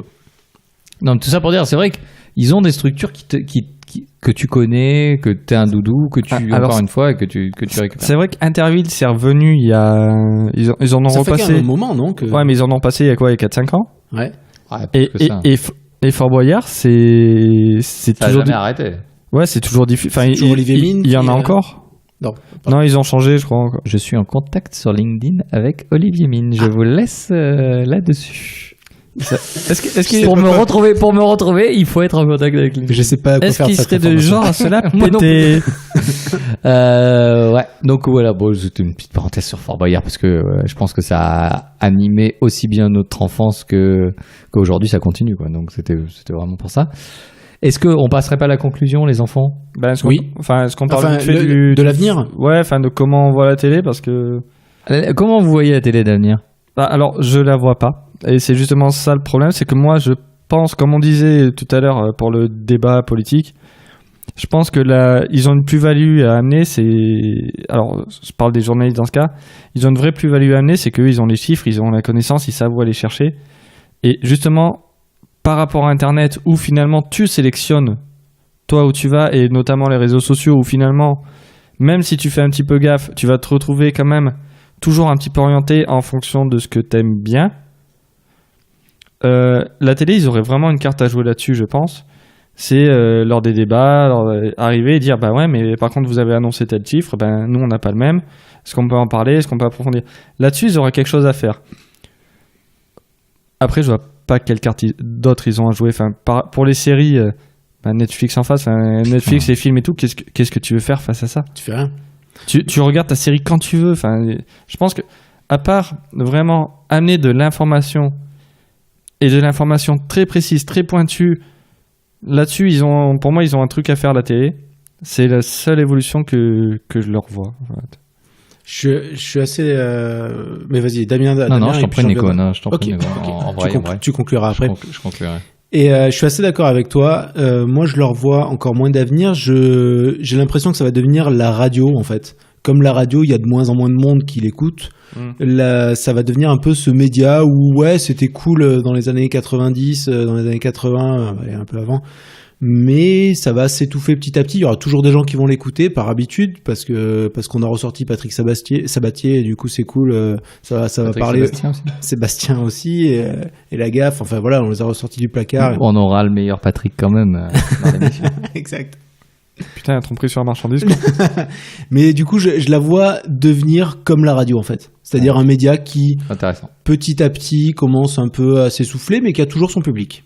Moi, je pense sincèrement que d'ici, alors, je suis très pessimiste, mais je pense que d'ici quelques années, ils n'arriveront pas à prendre le virage qu'ils devraient prendre. Ah oui, ils vont mourir. Et je pense que ça va pas devenir comme la radio. C'est-à-dire que la radio, tu la mets dans ta voiture. Ouais, mais la télé, tu peux rentrer chez toi, la mettre en fond sonore, ça te fait un fond. Ouais, mais beaucoup de gens qui mais tu vois, moi c'est un truc, c'est pour ça que je dis. Après, je suis clairement pas convaincu par ça, parce que je pense que, soit tu la mets en fond et du coup tu fais autre chose, tu la regardes pas, et tant qu'à faire, tu mettras la radio. Et si tu regardais quelque chose, tu regarderas Netflix, parce que peut-être d'ici quelques années, Netflix, ils sortiront le journal aussi. C'est pas impossible, parce qu'ils ont déjà pas mal de documentaires qui sont sur sur des news un peu récentes, ou sur des thématiques en tout cas un peu récentes. Voilà. Tu vois, tant qu'à faire, et les mecs ils sortent, ils produisent un truc en France avec des journalistes, ils pourraient tout à fait le faire. D'autant plus que, ouais, et tu regardes ton journal, t'arrives le soir, il est 21h, t'es rentré plus tard que prévu, et tu te lances ton journal sur Netflix. Et je pense que là-dessus, je pense qu'ils vont avoir beaucoup de mal à... Ils ont peut-être une carte à jouer, Netflix, là-dessus. Ouais. Et je pense que la télé aura beaucoup de mal à... sauf qu'ils vont voir Salto, la télé française. Ah, attends, tellement Salto. Ouais. Alors, merci de demander. Et toi? Écoute, je suis plutôt d'accord avec vous. La conclusion tournait un petit peu autour de vos conclusions à vous. Je suis d'accord sur le fait que, effectivement, je pense que la télé est amenée à évoluer. Aujourd'hui, ce qui a changé surtout, parce que c'était quand même le cœur du débat, ce qui a changé, je pense que c'est que le téléspectateur a évolué. Le téléspectateur s'est éduqué et est devenu exigeant. Et ça, c'est quelque chose qu'on n'avait pas à l'époque, puisque, comme disait Patrick justement, c'est qu'on n'avait que ça. Aujourd'hui, on a des médias qui permettraient de comparer, d'analyser, de pouvoir aller chercher l'information. En l'occurrence, Internet, qui maintenant diffuse aussi Netflix. Et effectivement, peut-être que Netflix va pas rester forcément sur ce modèle-là, mais va évoluer aussi et cherche aussi d'autres modèles, à l'image de ce que je disais tout à l'heure sur l'épisode spécial de Black Mirror en interactif. Et aujourd'hui, je pense que la télévision, elle est condamnée à mourir si elle reste sur ce modèle-là, et si elle ne vient pas sur autre chose. Alors, je n'ai pas Malheureusement, je n'ai pas la clé pour eux. Hein. Je n'ai pas d'idée innovante ou magique à leur donner, mais effectivement, essayer de prendre ce virage mieux que Kodak a pris le virage du numérique pour la photographie, malheureusement pour eux. Mais les voleurs de couleurs. Non, mais c'est vrai. Et aujourd'hui, est-ce que la télé ne devrait pas devenir Netflixtarien? Wow. Je sais pas quoi dire, rebondir là-dessus. On va finir là-dessus tellement c'était. Je pense qu'on va rester là-dessus. C'était pas fou, mais c'était. Ça finissait. On vous remercie d'avoir suivi cet épisode encore une fois. On ouvre une parenthèse. On va rappeler Patrick où c'est qu'on peut te retrouver sur les réseaux sociaux. Alors Elpatoche O, Elpatoch. Ça vous fait toujours rire. On en est au 50e épisode. Ça fait un petit peu brésilien. Elpatoche O. Ok, merci Patoche. Et voilà, mais sinon le mieux c'est le Twitter de l'émission ou l'Instagram de l'émission sur lequel je suis également et vous pouvez parler à toute l'équipe. C'est OUP Podcast, donc OOUP Podcast tout attaché sur Twitter et sur Instagram. Nico, on peut te retrouver peut-être sur une chaîne YouTube montante. Très peu montante, hein. Mais oui, sur Jeux de Daron, toujours, où j'ai fini mon 10e épisode, hein, donc j'avance petit à petit. Incroyable. Donc, et toi, Damien, j'ai l'impression qu'on peut te retrouver sur un podcast fantastique. On peut me retrouver avec du nouveau matos. Sur un podcast avec du nouveau matos et des nouveaux invités qui sont toujours plus nombreux. Et je les remercie. Vous pouvez me retrouver sur Juste fait le podcast. Vous tapez ça sur Google, j'ai envie de vous dire, sur Quant, ça doit marcher aussi. Oui. Et vous me retrouverez. Je suis JFL_podcast sur Twitter. Et si vous voulez, voilà, c'est une émission d'inspiration sur les projets et les expériences et surtout ceux et celles qui les font. Bonne journée de la femme, journée des droits de la femme, putain, excusez-moi, pour toutes celles qui l'ont fêté vendredi dernier. Et puis bah voilà, vous pouvez nous retrouver sur l'émission. Donc on a dit à OUP Podcast, Twitter, Instagram. On reviendra dans 15 jours avec un thème que nous n'avons pas encore décidé. Si vous avez des idées de thèmes, vous pouvez nous les balancer soit par Twitter, soit par Instagram, et soit nous dire un petit peu ce que vous souhaiterez. Et puis bon, on est content parce que vous êtes de plus en plus nombreux à ne pas nous écouter. Je crois qu'on a atteint la barre des 7. Hein, et je crois qu'on est à 7 auditeurs. Tout à fait. Je crois même qu'on a un peu plus d'auditeurs, on doit être à 7. On doit être entre 6 et 8 auditeurs, si je ne m'abuse. Cool. Donc, ça avance. Voilà, donc on vous remercie tous les 7. Et bon courage à la mine également pour vous. Et puis voilà. Et pour les jours de la semaine. Et pour les jours de la semaine également. Ça sera tout pour nous. Je pense que vous avez fait le plein de mauvaises blagues. Et puis à bientôt. On se voit dans 15 jours. Ciao Patrick. Ciao Nico. Ciao. Restez positifs. Allez, restez positifs. Ciao.